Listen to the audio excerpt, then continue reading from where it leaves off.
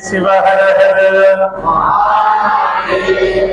श्रीमद गद्गुरु पंचाचार्य महाराज की, श्री सुरगीश्वर महाराज की, वायुपुत्र हनुमान की, जगदम्बा माता की, श्री गुरु चंद्रशेखर शिवाचार्य महाराज की जय। मंगलम जय नमः पार्वती पदये शिव हर हर हर हर।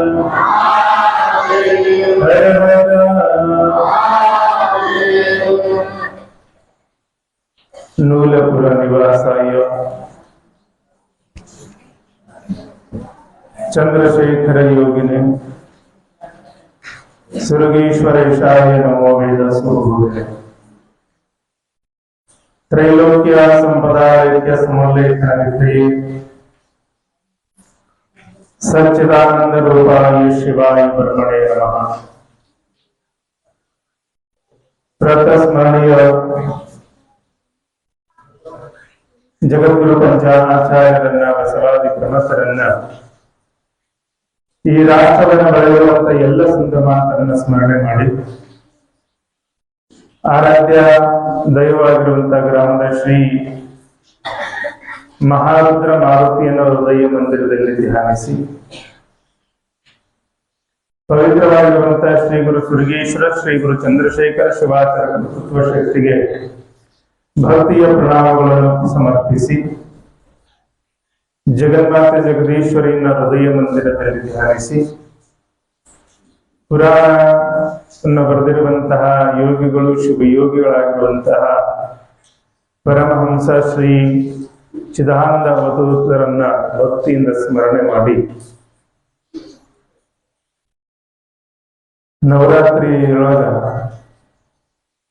ಒಂದು ಪುಣ್ಯಮಯವಾಗಿರುವಂತಹ ಶ್ರೀ ದೇವಿ ಮಹಾತ್ಮೆ ಪುರಾಣದ ಶ್ಲೋಕಗಳಾಗಿರುವಂತಹ ಎಲ್ಲ ಆತ್ಮಬಂಧುಗಳಾಗಿರುವಂತಹ ಗ್ರಾಮದ ಹಿರಿಯರೇ,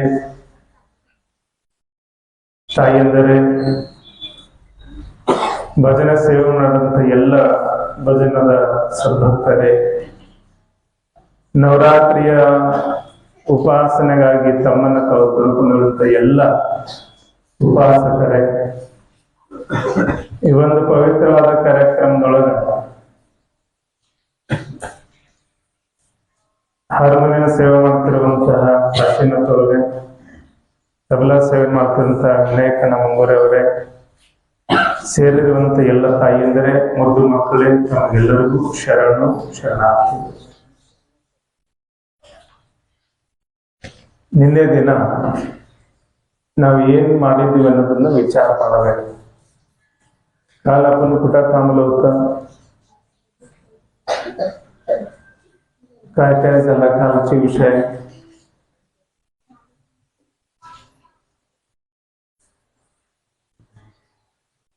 कुठंही जात असताना मागा बघून जावं लागेल असं. मागा काय झालं आपल्याला माहित नसले तर पुढच्या रोड कुठं जाणार हे पण कळत नाही. म्हणून कालचे विषय काय होता ते विचार करून संस्कार, क्रोध, संस्कारातून आपण कुठल्या पद्धतीने वागत आहे, आईना कसा बघते, आईना बापांना विसरू नका म्हणून कालचे विषय होता. आणि आईला विसरलं तर काय झालं तुम्हाला माहिती झालेलं आहे. एक आई 10 मुलांना सांभाळू शकतो, पण 10 मुला एक आईना सांभाळू शकत नाही. ह्या परिस्थितीमध्ये आपण उभारलेला आहे. आजची परिस्थिती बघितलं तर किती वाईट झालेले आहेत. आपण माणुसकी विसरून चाललेला आहे. माणुसकी विसरले तर या जगामध्ये आपल्याला स्थान मिळत नाही. आपण म्हणून मानव जन्मामध्ये आल्यानंतर माणुसकी कसा असते ते बघावं लागेल आपल्याला. आई मुलासाठी किती प्रेम करत असते, त्याला कधीही बाप असू दे आणि आई असू दे स्वतःसाठी कधी विचार करत नाही. माझी मुली मोठी व्हायला पाहिजे, माझी मुलीचे चांगलं घडायला पाहिजे, माझी मुलं चांगलं शिकायला पाहिजे,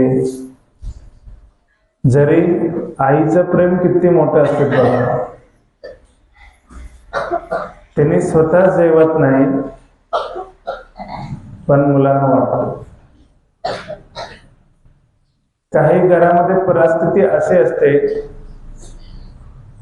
बाप स्वतः बनेन घ्यायला पैसा नाही, वरती शर्ट चांगला दिसते घातले तर, आत बनेन दिसले तर सगळं खोकला दिसते. ते पायामध्ये घालायला चप्पल चांगला नसते पण मुलांना 1000 रुपयाचं चप्पल देते. आई स्वतः सोनं घालत नाही पण मुलीसाठी हे सगळं घालते. म्हणजे आई आणि वडीलचं प्रेम मोठे असते. सगळं त्याग करून मुलांच्यासाठी ते त्याग असते, ते पण मुला आठवण ठेवत नाही. काही लोक असं आहेत, सगळे विकून मुलांना शिक्षण देते. का? भविष्यात माझा मुलगा मला बघील, माझ्या आयुष्यात शेवट टप्प्यात माझ्याकडे लक्ष देईल म्हणून सगळं विकून, जे जमीन आहे, घर आहे, काही वेळा असलेलं सोनं पण विसरून मुलींच्या फीस दिलेलं भरपूर आईनं आपण बघितलेलं आहे. आजोबा आपल्या गावामध्ये एक वृद्धाश्रम काढूया काय म्हणून विचारलं. आपल्या मठामध्ये जे वर हाल आहे, हाल मध्ये आपण काही चांगलं, आपण 2-3 जण असतो, मोकळा हाल आहे, त्या मोकळा 5-6 रूम आहेत मठातला, वृद्धाश्रम करूया म्हटलं तर आजोबांना मला सांगितलं, महाराज ह्या भारत देशामध्ये आपण संस्कृतीमध्ये संस्कार असं सांगितलेलं आहे, मातृदेवो भव, पितृदेवो भव, आचार्य देवो भव, अतिथी देवो म्हणून सांगितलेलं आहे. पण पहिला तुम्ही काय करले, मातृदेव, मातृना मला आज जन्म दिलेला आईला आपण वंदन करत नसले तर, वृद्धाश्रम काढले तर तुम्ही ह्या संस्कृतीत काय तर सगळे लोक विसरून चालते. तुम्ही वृद्धाश्रम काढू नका. वृद्धाश्रम काढण्यापेक्षा जे लोक आई वडीलला लांब राहते त्या लोकांना जवळ जायचं काय तर प्रयत्न करा म्हणून आजोबांना सांगितलं. बऱ्याच लोकांना आपण बघत असताना एवढा वाईट परिस्थिती आहे. 4-5 दिवसाचे आता मी तर ह्या आठवड्यामध्ये कुठे बाहेर गेलेलं नव्हतं. इथं सिंधूरमध्येच मुक्काम आहे. बेळगाववरून एक 2 जण आपल्या मठाचे शिष्य आलं होतं. आजी आजा आहेत. त्यांनी आल्यानंतर तुमचे पट्टाभिषेक झाल्यानंतर आम्ही तुमच्या मठाकडे कधी आला नाही, पण ह्या दर आपले पूर्वजन नवरात्री उत्सवामध्ये तेल घालण्यासाठी येत होता. योगायोगानं बरेच वर्षांना आम्ही इथे यायला आज जमलेलं आहेत म्हणून आलेत. महाराज तुमचे पट्टाभिषेक झाल्यानंतर पहिल्यांदा आलो मी. आजोबा असताना बऱ्याच वेळ जात होती. बर काय करतात तुम्ही म्हणून विचारला. वय झालं होतं जवळजवळ एक 75 आहेत त्यांची. 75-60 वर्ष जास्तच आहे त्यांना.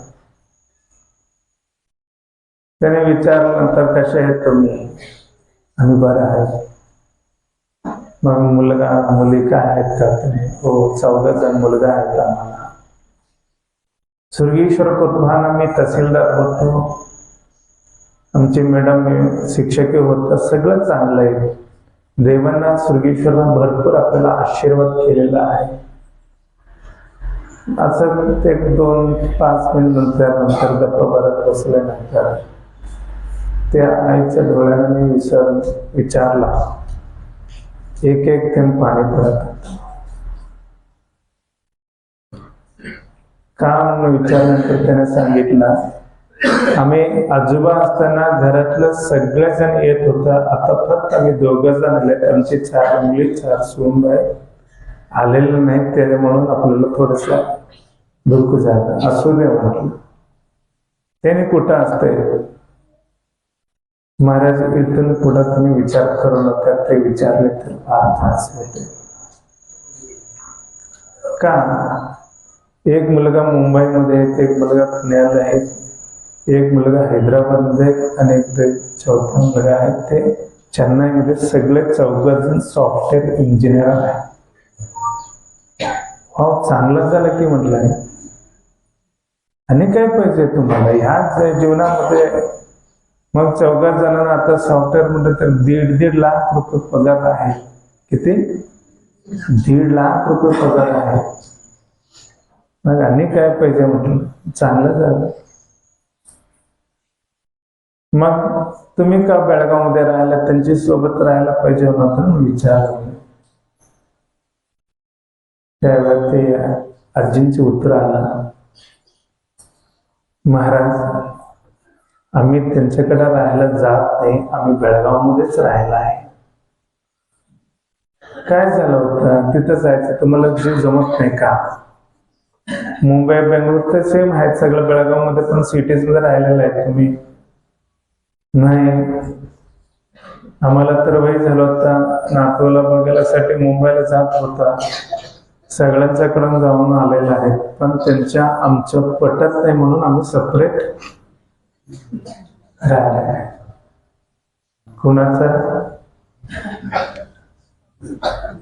कुणाचा पटत नाही? सासू सोनाचे पटत नाही. मला अजीब वाटतंय, सासू आणि सूनबाई पटत नाही. सासू तर काय तर चूक राहायला पाहिजे, नाहीतर सूनबाईचं काय तर चूक पाहिजे. एका हाताने टाळे वाजत नाही ना, दोन्ही हातानेच टाळे वाजते. काही घरामध्ये तशी भरपूर आमच्याकडे केस येत असते. काही सूनबाईचं चूक असते, काही लोक सासूचं चूक असते. असू दे, त्यांना मी सांगितलं. बर, मग 14 जण सूनबाई, तुम्ही एकाकडे राहण्यापेक्षा 14कडे राहिलं तर बरं होईल ना. स्वामीजी ते पण करून झालेलं आहे. वर्षातला 4 महिना मोठ्याकडे गेलं. त्याने सांगितलं, मोठ्या सूनबाई 3 महिना 29 दिवस झाला होता. उद्या आई आणि वडीलना तुम्ही तिकीट बुक करा, ते बेंगळूरला जाईल. म्हणजे 4 महिना ठेवून घ्यायला तयार नाही. वाटणे करून घेतलं. 4 महिना आमच्याकडे राहायचं, 4 महिना त्यांच्याकडे जायचं, त्यांच्या संपल्यानंतर त्यांच्याकडे जायचं. काय आपले संस्कार?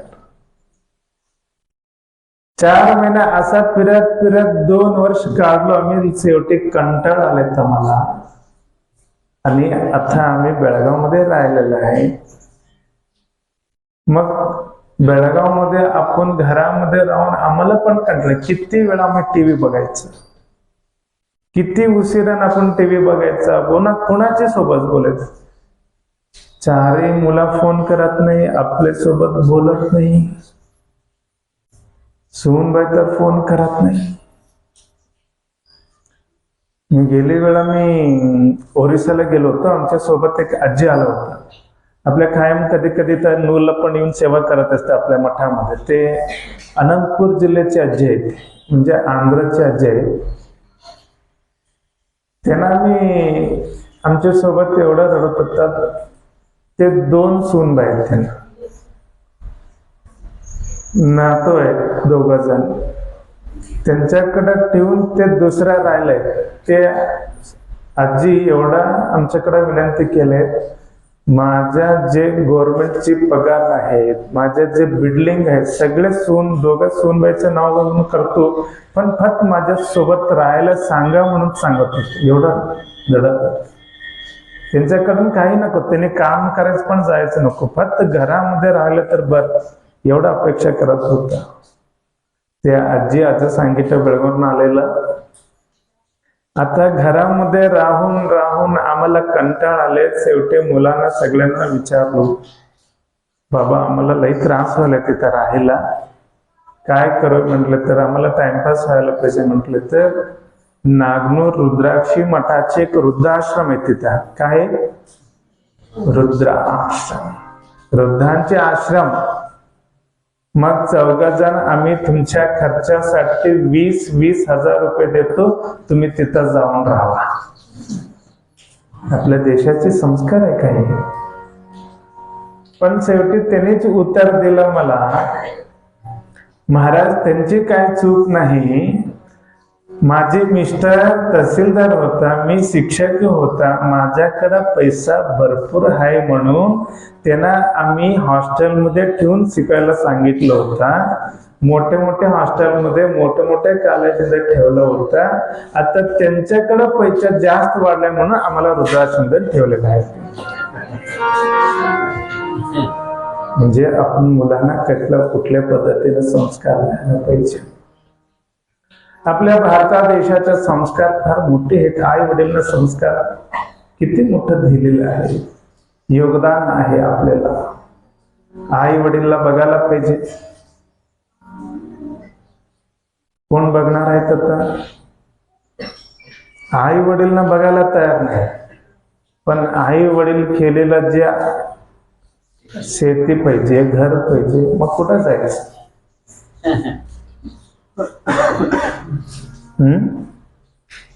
ಒಬ್ಬಕ್ಕೆ ಸೊಸಿ ಅತ್ತಿಗೆ ಬಹಳ ವಯಸ್ಸಾಗಿತ್ತು. ವಯಸ್ಸಾದಾಗ ಮೊಮ್ಮಕ್ಕಳು ಊಟ ಕೊಡಕ್ ಕಳಿಸ್ತಾರ. ಅತ್ತಿಗೆ ವಯಸ್ಸಾದಾಗ ಸೊಸೆ ಊಟ ಕೊಡಕ್ ಕಳಿಸ್ತಾಳ. ಅವು ವಯಸ್ಸಾದವ್ರ ತಾಟ ಮನ್ಯಾಗ ಬ್ಯಾರೆನೇ ಇಟ್ಟಿರ್ತಾರ. ವಯಸ್ಸಾದವ್ರ ಬಟ್ಟಿ ತೊಳೆಯೋಕ್ಕೂ ಸಪ್ರೇಟ್ ಸಾಬನ, ವಯಸ್ಸಾದವ್ರ ಹಾಸುಗಳು ಹಚ್ಚುಗಳು ಸಪ್ರೇಟ್. ಆದ್ರೆ ವಯಸ್ಸಾದವ್ರ ರೊಕ್ಕ ಅದನ್ನ ತಗೊಳಕ್ ನಾಚಿಕೆ ಬರಂಗಿಲ್ಲ ಈ ಮನುಷ್ಯನಿಗೆ ಅನ್ನೋದೇ. ಅವು ತಾಟ ಎಂತಾಗಿರ್ತಂದ್ರ ಹಳೆ ತಾಟ ಇಟ್ಟಿರ್ತಾಳೆ. ಎಷ್ಟು ಹಳೆವಾಗಿರ್ತಾವಂದ್ರ ಹಿಂಗ ನೆಗ್ಗಿರ್ತೈತದ. ಅವು ಇದ್ರ ತಾಟ, ಜರ್ಮನಿ ತಾಟ, ಮೋಡಕ್ ಹೋಗೋ ಅಂತ ತಾಟ ಇಟ್ಟಿದ್ರು. ವಯಸ್ಸಾಗಿತ್ತು. ಕೊನೆಗ ಮುದುಕಿ ಅನ್ನ ಅನ್ನ ಅಂದ್ ಕೆಲವ್ರ ಮನಿ ಒಳಗಂತೂ ಎಷ್ಟು ದುರ್ದೈವ ಅಂದ್ರ, ಅವ್ರು ಬಾಳ ಮಳೆ ಬರೋರು ಮಳೆ ಬರ್ತಿರ್ತೈತಿ, ಬರ್ಲಿ ಮಳೆ ಕಡೆ ನೀವೇನ್ ಲಕ್ಷ ಕೊಡ್ಬಾರ್ದು. ಇವತ್ತು ಬರೋಬ್ಬರಿ ಟೈಮಿಗೆ ಸ್ಟಾರ್ಟ್ ಆಗೈತಿ, ಬರೋಬ್ಬರಿ ಟೈಮಿಗೆ ಮುಗಿಸ್ತೇವೆ. ಇವತ್ತು ಸಬಿನ ಏನೋ ಹೊರಗಡೆ ತಿರುಗಾಡಂಗಿಲ್ಲ ಅಂತ ನಾನು ಅನ್ಕೊಂಡಿದ್ದೆ ಅಲ್ರಿ. ಎಲ್ಲಿ ಹೋದ್ರು ಹನಿ ಬೀಳಕತ್ತೈತಿ, ಸಬಿನ ಹೊರಗೆ ತಿರುಗಾಡಂಗಿಲ್ಲ ಅಂತಂದ್ರೆ ನೀವು ಕೂಡೋರು ಗಟ್ಟಿ ಇದ್ದೀರಿ ಅಂದ್ರೆ 12 ತನಕ ಹೇಳ್ಬೋದು.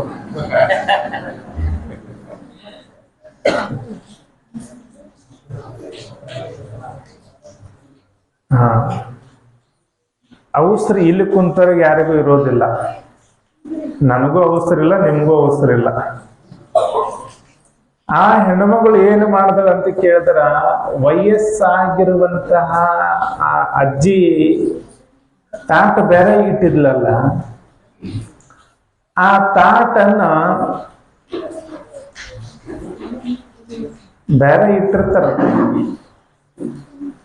ಕೊನೆಗೆ ಒಂದು ದಿವಸ ಅಜ್ಜಿ ತೀರ್ಬೋದು, ಸತ್ತು ಹೋಗಿದ್ದ ಮೇಲೆ ಹಾಸಿರುವಂತ ಜಮಖಾನ, ಹಾಸಿರುವಂತಹ ಏನು ಹಚ್ಕೊಳ್ಳೋ ರಗ್ಗ, ಇವನ್ನೆಲ್ಲ ಸುಳ್ಳಿ ಮಾಡಿ ಅದ್ರೊಳಗ ತಾಟ ತಗೊಂಡು ಬಂದು ಇಟ್ಟಿದ್ರು.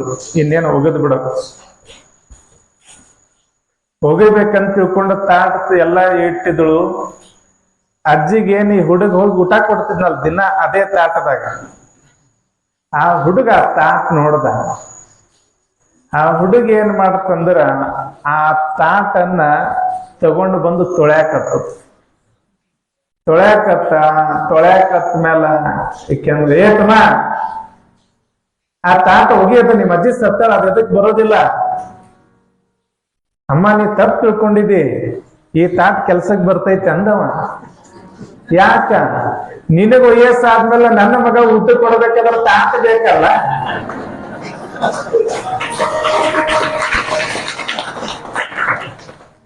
ನೀವೇನ್ ಚಪ್ಪಾಳೆ ಹೊಡೆದಿರ್ಲ, ನಿಮ್ ಮನೆಗೆ ಏಟ ತಾಟ ಅದಾವ ಏನದ ವಿಚಾರ.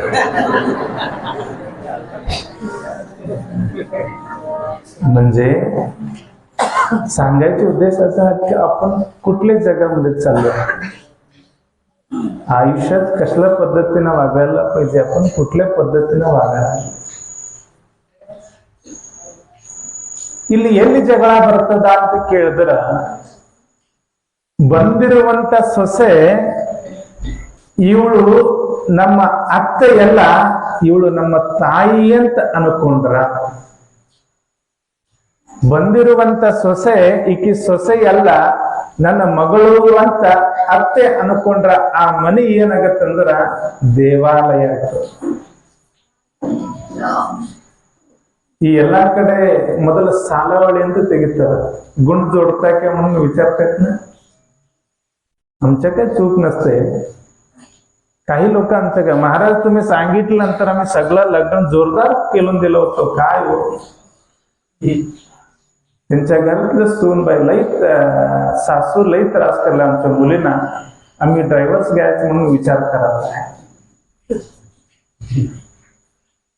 मी म्हणतो बाबा आमच्याकडे चुकले, आम्ही गुण जोडत असताना पण त्यांच्या नवऱ्याच्या सोबत एवढा जोडलो, त्यांची सासूचं काय बघितलं नव्हतं.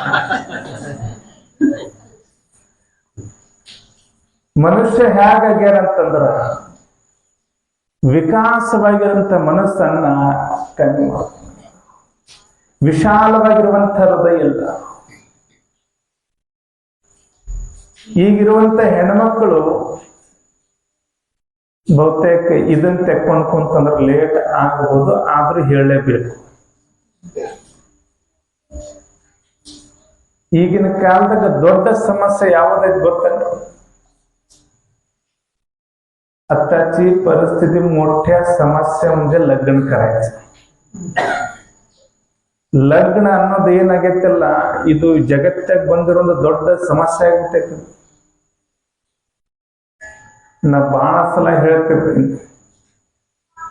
ಯಾರೋ ಒಬ್ರು ಹನುಮಂತೇವ್ರಿಗೆ ಬಂದ್ರ, ಹನುಮಂತ ವರ್ಷ ತುಂಬದ್ರೊಳಗ ಲಗ್ನ ಐತಂದ್ರ 11 ಶನಿವಾರ ಮಾತಾಡ್ಲಾರ್ದಂಗ ಬಂದು ನಿನಗ ಮನ್ಯಾಗಿದ್ದದ ಎಣ್ಣೆ ಊದಿನ ಬತ್ತಿ ತಂದು ಹಚ್ಚಿ ಹೋಗ್ತೇನಪ್ಪ ಅಂದ್ರ, ಹನುಮಂತಂದಂತ ನಾನಾ ಬ್ರಹ್ಮಚಾರಿ ಹಾಕೊಂತೀನಿ ಮತ್ ನಿನಗೆ ಏನೋ ಸಮಸ್ಯೆ ಅದ. ಇವತ್ತು ಈ ಮದುವೆ ಮಾಡೋದೈತಲ್ಲ ಬಹಳ ದೊಡ್ಡ ಸಮಸ್ಯೆ. ಯಾಕೆ ಈ ವ್ಯವಸ್ಥೆ, ಕುಟುಂಬ ವ್ಯವಸ್ಥೆ ಯಾಕೆ ಕಟ್ಟತ್ತು ಅಂತ ಕೇಳಿದ್ರೆ, ಮನುಷ್ಯನಲ್ಲಿ ಬಾಂಧವ್ಯ ಇಲ್ಲ, ಪ್ರೀತಿ ಇಲ್ಲ, ವಿಶ್ವಾಸ ಇಲ್ಲ, ನಮ್ಮೋರು ತಮ್ಮೋರು ಅನ್ನೋದು ಮನುಷ್ಯ ಮರೆತು ಹೋಗ್ಯಾನ. आमची कोण आहे ನೋಡ್ರಿ, ಸರ್ಕಾರ ಒಂದು ಆದೇಶ ಬಂತು, ಏನಂತಂದ್ರ ನಾವಿಬ್ರು ನಮಗಿಬ್ರು, ಆರ್ತಿಗೊಂದು ನಿಮ್ಗ ಗೊತ್ತಿಲ್ಲ. ಬಂದಿರುವಂತ ಸೊಸೆ ಮಗಳು ಅಂದ್ರ ಆ ಮನಿ ನಂದನವನ ಆಗ್ತದೆ. ಎದಕ್ಕಂದ್ರ ಸೊಸಿ ಅಂದಳು, ಅತ್ತೆ ಸೊಸಿ ಒಳಗನ ಜಗಳ ಬಾಳ್ರಿ. ಈಗಂತೂ ಜಗಳ ಕಮ್ಮಿ ಮಾಡ್ಯಾರ, ಈಗ ಅತ್ತಿ ಸೊಸಿ ಜಗಳ ಇಲ್ಲ, ಈಗೇನಿದ್ರು ಗಂಡ ಹೆಂಡತಿ ಜಗಳ ಬಾಳ. ಈಗ ಮತ್ತೆ ಜಗಳ ಆಗಿದ್ಮೇಲೆ ಬಹಳ ದಿವಸ ನಿಲ್ಲೋದಿಲ್ಲ ಈಗೆಲ್ಲ. ಈಗ ಇಮಿಡಿಯೇಟ್ಲಿ ನಿಮ್ಗೆಲ್ಲ ಗೊತ್ತಿರ್ಲಿ, ಗಡಿಂಗ್ಲಾಸ್ ಕೋರ್ಟ್ದೊಳಗ ಸೋಡ್ ಏನಂತಾರೆ ಅದಕ್ಕೆ, ಸೋಡ ಪತ್ರಕ್ಕ ಅರ್ಜಿ ಒಂದು ತಿಂಗಳಿಗೆ ಎಷ್ಟು ಬರ್ತಾವಂದ್ರ 450 ಮೇಲ್ಪಟ್ಟು ಬರ್ತಾವ. 450 फक्त आपल्या गडिंग्लास तालुक्यात. मग जिल्ह्यात, राज्यात, देशात गेलं तर किती होईल. आणि ह्या सगळेजण कोण आहेत माहिती आहे का, जास्त शिक्षण घेतलेलं लोकच तिथं सोडपत्राला जाते. आमच्यासारखं अडाणी लोक आहेत ना, ನಮ್ದಲ್ಲ, ನಾ ಹೇಳಿದ ನಂತರ ಇದ್ದು ಮತ್ತೆ ಈ ಕಲಿಲಾರ ಮಂದಿ ಏನೈತಲ್ಲ, ಅವ್ರು ಏನಿಲ್ಲ, ಏನು ಬಂದಿದ್ ಬರ್ಲಿಪ್ಪ ಗುರುವಿಂದ ಇಲ್ಲ ಬಾಳ್ವೆ ಮಾಡಾಕತ್ತಾವ. ಇಲ್ಲಿ ಬಾಳ್ವೆ ಕೆಡಿಸ್ಕೋಕತ್ತವ್ರು ಯಾರಂತ ಕೇಳಿದ್ರ ಕಲಿತಿರುವವರಿಂದ. ಈ ಸಾಫ್ಟ್ವೇರ್ ಓದೋರು ಇನ್ನೂ ವಿಚಿತ್ರ ಅಂದ್ರ ಒಬ್ಬೊಬ್ಬರು ಲಾಯರ್ಗಳು ಅವರು ಸ್ವತಃ ಲಾಯರ್ ಅದಾರ, ಅವ್ರು ಮತ್ತೆ ಸೂಡು ಪತ್ರ ವಿನಂತಿ ಮಾಡಿರ್ತಾರೆ. ಇನ್ನೊಬ್ಬರದ ಮುಗ್ಸಕ್ ಆಗಂಗಿಲ್ಲ, ಅವ್ರದ ನೆಟ್ಟಿಗಿಲ್ಲ. ಈ ಎಲ್ಲ ವ್ಯವಸ್ಥೆ ಯಾಕೆ ಕೆಟ್ಟಿತ್ತಂದ್ರೆ ಮನೆ ಒಳಗಿರುವಂತಹ ಅತ್ತೆ ಸೊಸಿ ಜಗಳ ಮತ್ತು ಆಸೆ. ನಂದ ನಡಿಬೇಕು, ಬಂದಿರೋ ಸೊಸಿ ನಂದ ನಡಿಬೇಕಂತಳ ಅತ್ತಿ, ಆಕೆ ನಂದ ನಡಿಬೇಕಂತ. ಇಲ್ಲಿದ್ದವ್ರು ಅತ್ತಿ ಸೊಸದರಲ್ವೋ, ಮತ್ತೆ ನಾಳೆಗೆ ದೊಡ್ಡ ಜಗಳ ಆಗುತ್ತೆ, ಮತ್ತೆ ಇಲ್ಲಿ ಕಿರಿಕಿ. ಇಲ್ಲಿದ್ದವ್ರದಲ್ಲ ಹೇಳಕತ್ತಿದ್ದು, ಜಗತ್ತಿದಾಗಿದ್ದವ್ರು. ಮತ್ ನೀವ್ ಎಲ್ಲಿದ್ರೆ ನೀವ ವಿಚಾರ. ಏನಾಗ್ಯದ, ಮನೆಗೆ ಬಂದಿರೋ ಸೊಸೆ ಹೇಗಿರ್ಬೇಕು, ಅತ್ತೆ ಹೇಗಿರ್ಬೇಕು ಅನ್ನೋದನ್ನ ಒಂದಿಷ್ಟು ಚಿಂತನೆ ಮಾಡ್ಕೊಂಡು ನಾವು ಮುಂದೆ ಹೋಗೋಣ. ಹೊಸದಾಗಿ ಮದುವೆ ಆಗಿ ಸೊಸಿ ಮನೆಗೆ ಬಂದಳಂದ್ರ ಸಸಿ, ಶಿಶು, ಸೊಸಿ. ಏನ್ ಹೇಳ್ರಿ? ಸಸಿ, ಶಿಶು, ಸೊಸಿ. ಸಸಿ ಅಂದ್ರ ಗೊತ್ತಾಗತ್ತೆ ನಿಮಗೆ, ರೂಪ್, ರೋಪ್. ಈಗೊಂದು ಮಾವಿನ ಗಿಡ ಹಚ್ಚುತ್ತೀವಲ್ಲ, ಆ ಮಾವಿನ ಗಿಡ ಹಚ್ಚಿದೀವಿ ಅಂದ್ರೆ ಅದಕ್ಕೆ ಪಕ್ಕಕ್ಕೆ ಒಂದು ಕಟ್ಟಿಗೆ ಊರ್ತೀವಿ. ಯಾಕೆ ಊರ್ತೀವ್ರಿ? ಆ ಕಡೆ ಈ ಕಡೆ ಹೋಗ್ಬಾರ್ದು. ಅದ ದೊಡ್ಡ ಹೆಮ್ಮರವಾಗಿ ಅದನ್ನ ಬಗ್ಸಕ್ಕಾಗತ್ತನ್ನು ಆಗೋದಿಲ್ಲ. ನಮ್ಮೆಲ್ಲ ರೈತರು ಗಿಡ ಹಚ್ಚಬೇಕಾದ್ರೆ ಪಕ್ಕಕ್ಕೊಂದು ಕಟ್ಟಿಗೆ ಕೊಡ್ತಾರೆ. ಯಾಕಂದ್ರೆ ಆ ಗಿಡ ನೆಟ್ಟಾಗಿ ಹೋಗ್ಬೇಕಂತ. ಶಿಶು ಮಕ್ಕಳು ಸಣ್ಣವರಿದ್ದಾಗ ತಿದ್ದಬೇಕ್ರಿ.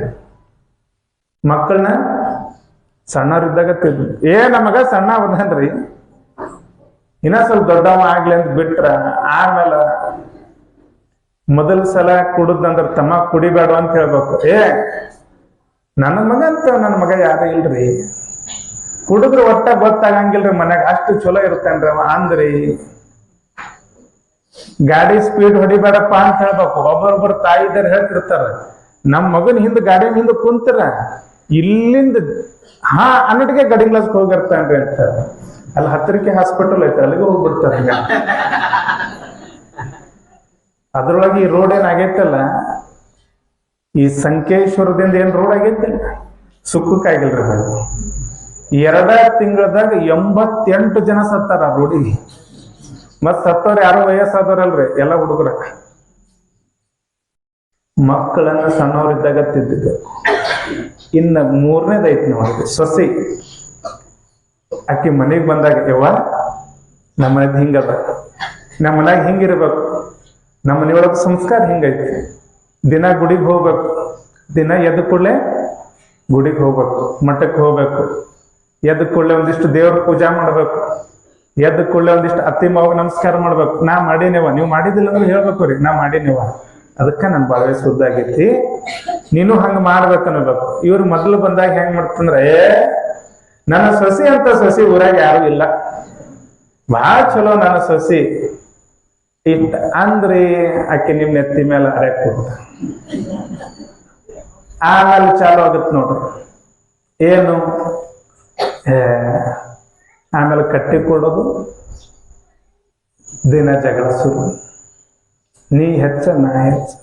ಸೊಸದೇರಾದ್ರು ಒಂದು ಕಿವಿ ಮಾತು ಹೇಳ್ತೀನಿ, ಹೊಸದಾಗಿ ಲಗ್ನ ಆಗಿ ಬಂದವರು, ಇನ್ ಲಗ್ನ ಆಗಿ ಹೋಗೋರು ಏನಂತಂದ್ರ, ಮದುವೆ ಆಗಿ ಹೋದ ಮೇಲೆ ಅತ್ತಿ ಮನೆಗೆ ಹೋಗಿರ್ತಿರಲ್ಲ, ನಿಮ್ ಮೊದಲನೇ ದಿವಸ ರೊಟ್ಟಿ ಮಾಡಕ್ ಯಾರು ಹಚ್ಚಂಗಿಲ್ಲ, ಹಚ್ಚು ಇಲ್ಲಿ ತಕ್ಕ.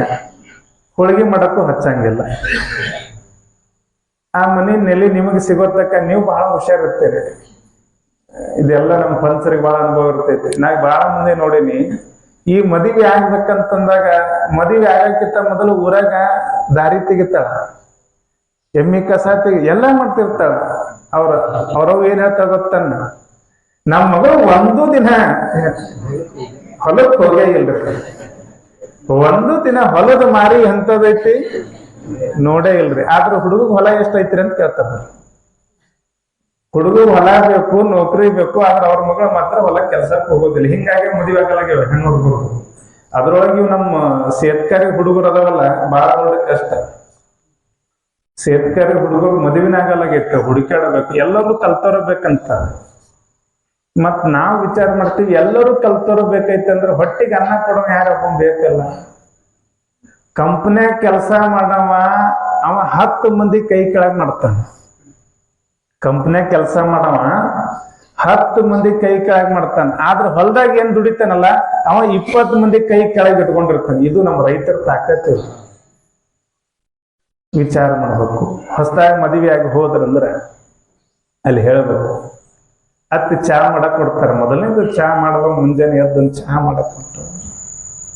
ಒಂದನೇ ದಿವ್ಸ ಚಾ ಮಾಡ್ತೀರಿ, ಅತ್ತಿ ಅಂತಾಳೆ, ನಿಮ್ ಮನ್ಯಾಗ ಏನ್ ಸಂಸ್ಕಾರ ಕಲ್ಸ್ಯಾರ, ಚಾ ಕೇಟ್ ಸಕ್ಕರೆ ಹಾಕಿದೆ ಅಷ್ಟ ಅಂದ ಕೂಡ್ಲೆ ನಮ್ಮ ಮನೆಗೇನ್ ಸಂಸ್ಕಾರ ಕಲ್ತಿಲ್ಲ, ನಮ್ಮ ಮನೆಗೇನ್ ಚಾ ಮಾಡೋದು ಕಲ್ಸಿಲ್ಲ ಅಂತ ಅನ್ನಬಾರ್ದು.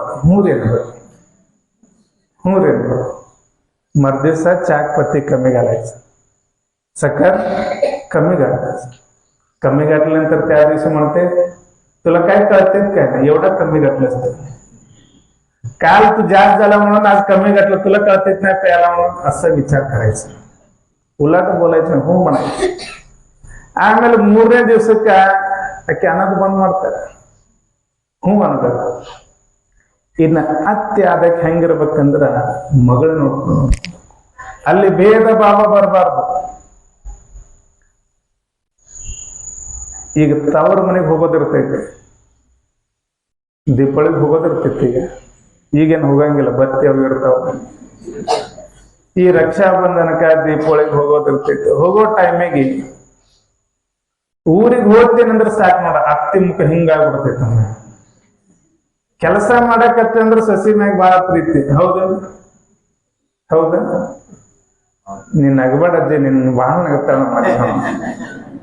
ಆಕೆ ಅಂತಳು, ನನಗ 70 ವಯಸ್ಸಾಗಿತ್ತು, ನನಗ್ ಗೊತ್ತಿಲ್ಲ, 30 ವಯಸ್ಸಿನ ನಿನಗೆ ಹೆಂಗ್ ಗೊತ್ತಾಯ್ತು ಅಂತ ಹೇಳ್ತಾರೆ. ಸೊಸಿ ಹೇಳ್ತಾಳ, ಅತ್ತೆರ ನಾವ್ 4 ದಿವ್ಸ ಊರಿಗೆ ಹೋಗಿ ಬರ್ತೇನ್ರಿ ಅಂದಾಗ ಸೊಸಿ ಅದಕ್ಕೆ ಏನಂತಾಳು, ಅತ್ತಿ ಏನಂತಾಳ, ಈಗ ಯಾಕೆ ಹೋಗ್ತಿ, ಮನೆ ಹೋಗಿ ಬಂದಿದ್ದಲ್ಲ ಅಂತಾರ. ನಿಮ್ಮ ತಲೆಯಾಗ ಒಮ್ಮ ತಾವ್ರ ಮನೆಗೆ ಹೋಗೋದು ಬಂತು ಅಂದ್ರೆ ಮುಗುದೈತಿ, ಹರಿ ಬ್ರಹ್ಮ ಬಂದ್ರು ನಿಲ್ಸಕ್ ಆಗಲ್ಲ. ಯಾಕಂದ್ರೆ ಸಾಕ್ಷಾತ್ ಶಿವನ ನಿಲ್ಸಕ್ ಆಗಿಲ್ಲ. ಪಾರ್ವತಿ ದೇವಿ ದಕ್ಷ ಬ್ರಹ್ಮನ ಯಜ್ಞ ನಡೆದಿತ್ತು, ಹೋಗ್ಬೇಡ ಅಂತ ಕೇಳಿದ್ರು, ಕೇಳಿಲ್ಲ, ಹೋಗೇ ಬಿಟ್ರಕ್ಕೆ. ಹೌದು, ಅಲ್ಲಿ ಹೋಗ್ತೀನಂತ ಅತ್ತಿ ಬೇಡ ಅಂದಳು. ನಿಮ್ಗೆ ಗೊತ್ತೈತಿ, ಅತ್ತಿ ಬೇಡ ಅಂದ್ರೆ ಇದ್ರ ಅಪ್ಲಿಕೇಶನ್ ಎಲ್ಲಿ ಹಾಕ್ಬೇಕು, ಎಲ್ಲಿ ಚುಚ್ಚಿದ್ರೆ ಎಲ್ಲಿ ಇದು.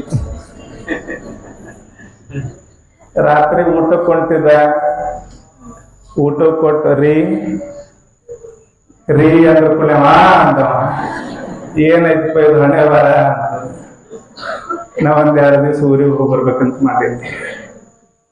ಅವನು ಬಾತ್ ಹುಷಾರಿರ್ತಾರ ಅವ್ರು ಕೇಳಿದ್ದೇನಂತ, ಆಕಿಗೇನು ಕೇಳಿದ, ಇನ್ನು ಕೇಳಕತ್ತೀನಿ, ಕಳಿಸ್ತೇನೆ ಇಲ್ಲೋ ಇಟ್ಟು ಅಂದ ಕೂಡಲೇ ಅದ 100 ಬ್ಯಾಟ್ರಿ 100% ಇದ್ದಿದ್ದ 50% ಬಂದ. 50% ಬಂದ ಕೂಡ ಅವ ಅಂದ, ಕೇಳಿನಿ ಅದ್ರ ಬ್ಯಾಡ್ ಅಂದ. ಮತ್ ಈಗ ಕಳಿಸ್ಲಿಲ್ಲ ಅಂದ್ರೆ ನನ್ ಸುಟ್ಗೆ ತಯಾರೈತಿ, ನಾ ಹೋದಕ್ ಮತ್ ಹೊಳೆ ಬರಂಗಿಲ್ಲ. ಇದು ಏನ ಅವನ ಮಾತು ಕೇಳ್ಬೇಕು, ಏನ್ ಹೆಂಡತಿ ಮಾತು ಕೇಳ್ಬೇಕು. ಕೊನೆಗೆ ಅಂದ ಇವನು, ಮತ್ ಅವನ್ ಸೇಫ್ಟಿ ನೋಡ್ಕೋಬೇಕವ. ಹೆಂಡತಿನ ಹೋಗಂತ, ನಾ ಹೋಗಂಗಿಲ್ಲ, ನೀ ಬಿಡಾಕ್ ಬರ್ಬೇಕು. ಎಷ್ಟ್ ಸಲ ನಮ್ ತವ್ರ ಮನೆಯವ್ರ ಕರ್ಯಾಕ್ ಬರ್ಬೇಕು, ನೀವ್ 1 ದಿವ್ಸ ಬಂದಿದ್ದೆ, ಇಲ್ಲಿದ್ದಿಲ್ಲ ಸಮೀಪ ಇದ್ರು 1 ದಿವ್ಸ ಬಂದಿದ್ ಕರ್ಯಾಕ ಇಲ್ಲ. ಕಳ್ಸಕ್ಕೂ ಬಂದಿಲ್ಲ, ಕರ್ಯಾಕೂ ಬಂದಿಲ್ಲ. ಪ್ರತಿ ಸಲ ನಮ್ಮ ಅಪ್ಪ ಬರ್ಬೇಕು, ನಮ್ಮ ಅಣ್ಣ ಬರ್ಬೇಕು, ನಮ್ ತಮ್ಮ ಬರ್ಬೇಕು. ಈ ಸಲ ನೀನ ಕೂಡ ಬರ್ಬೇಕು. ಹೋಗಂದಿದ್ದ ದೊಡ್ಡ ವಜ್ಜೆ ಆಗಿತ್ತು ಅವನಿಗೆ. ಈಗ ಕಳ್ಸಕ್ ಬರ್ಬೇಕಂದ್ರೆ ನಾವು ಹೆಂಗಾಗಿರ್ತಾಳ, ಕಟ್ಟಿ ಮ್ಯಾಗ ಕುಂತಿದ್ಲು ಅವ್ ಇದ್ದಾಕಿ, ನೋಡಾಕತ್ತವು.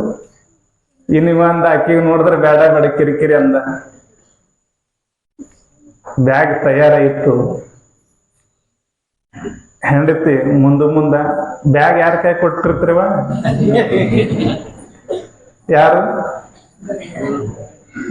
ಯಾರು ಸರ್ ಹಿಡ್ಕೊಂಡು ಹೋಗಿರಿಲ್ಲ.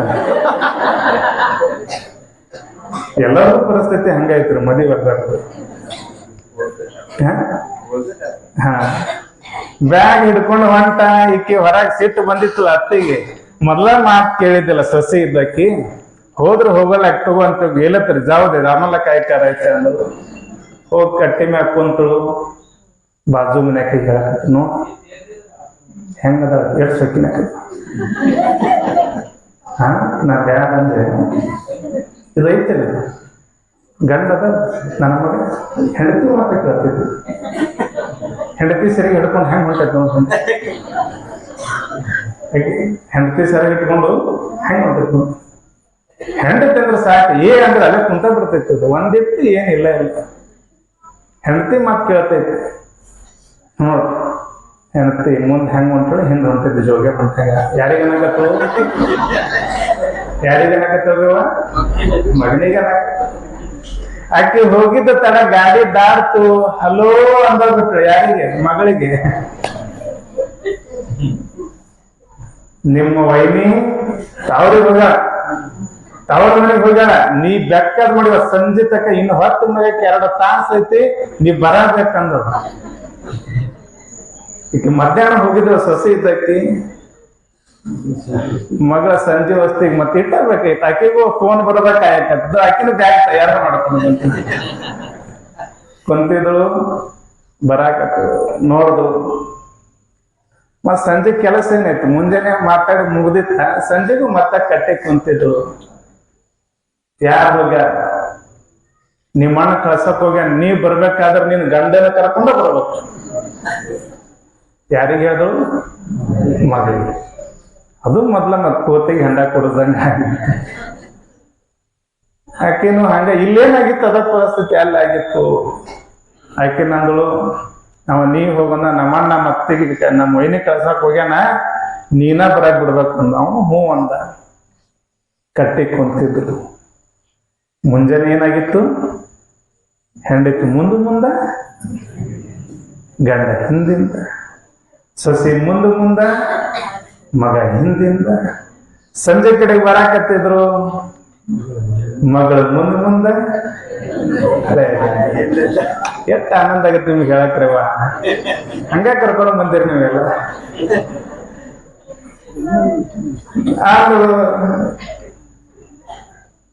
ಬಾಜು ಕುಂತಾಗಿ ಹೇಳ್ದಾಳ ನೋಡ್ ನನ್ ಮಗ ಹೆಂಗದಾಳ ರಾಣಿ ಹೊಂಟಾಗ ಗಂಡಗ ಕೈಯಾಗ ಬ್ಯಾಗ್ ಕೊಟ್ಟು ನನ್ನ ಮಗಳು ರಾಣಿ ಇದ್ದಂಗ ಅದಾಳ ಗಂಡನ ಹೆಂಗ್ ನಡ್ಸ್ಕೊತಾಳ ನೋಡಕ್ಕೆ ಎಲ್ಲ ಹೇಳ್ದಂಗ ಕೇಳ್ತಾಳ ಮುಂಜಾನೆ ಸೊಸೆ ಏನಾಗಿದ್ದಳು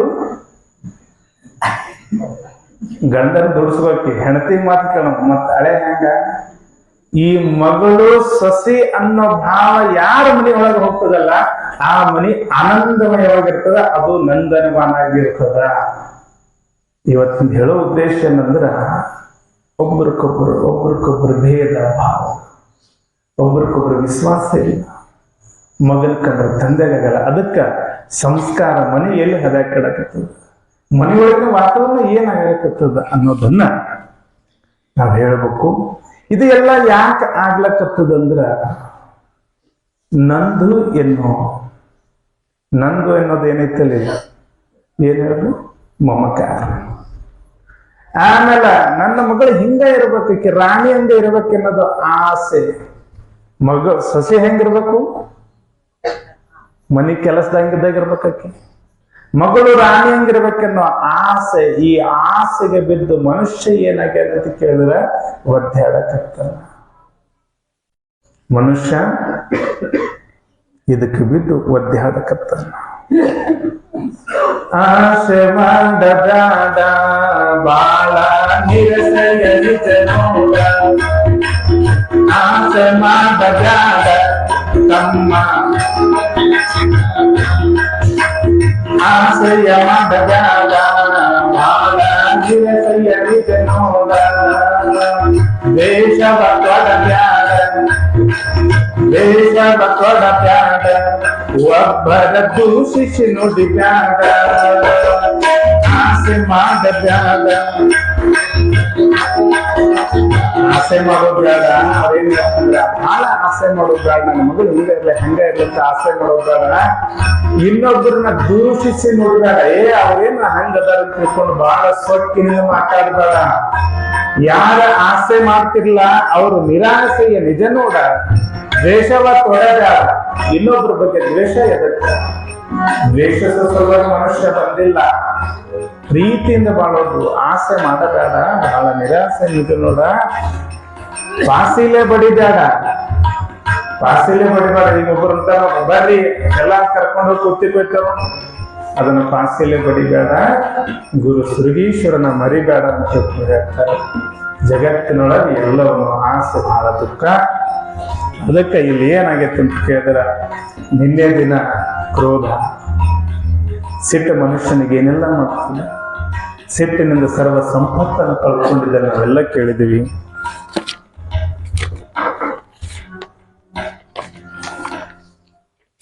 ಇನ್ನು ಎಷ್ಟು ಅಧ್ಯಾಯ ಮುಗ್ದಿದ್ದವ್ರಿ?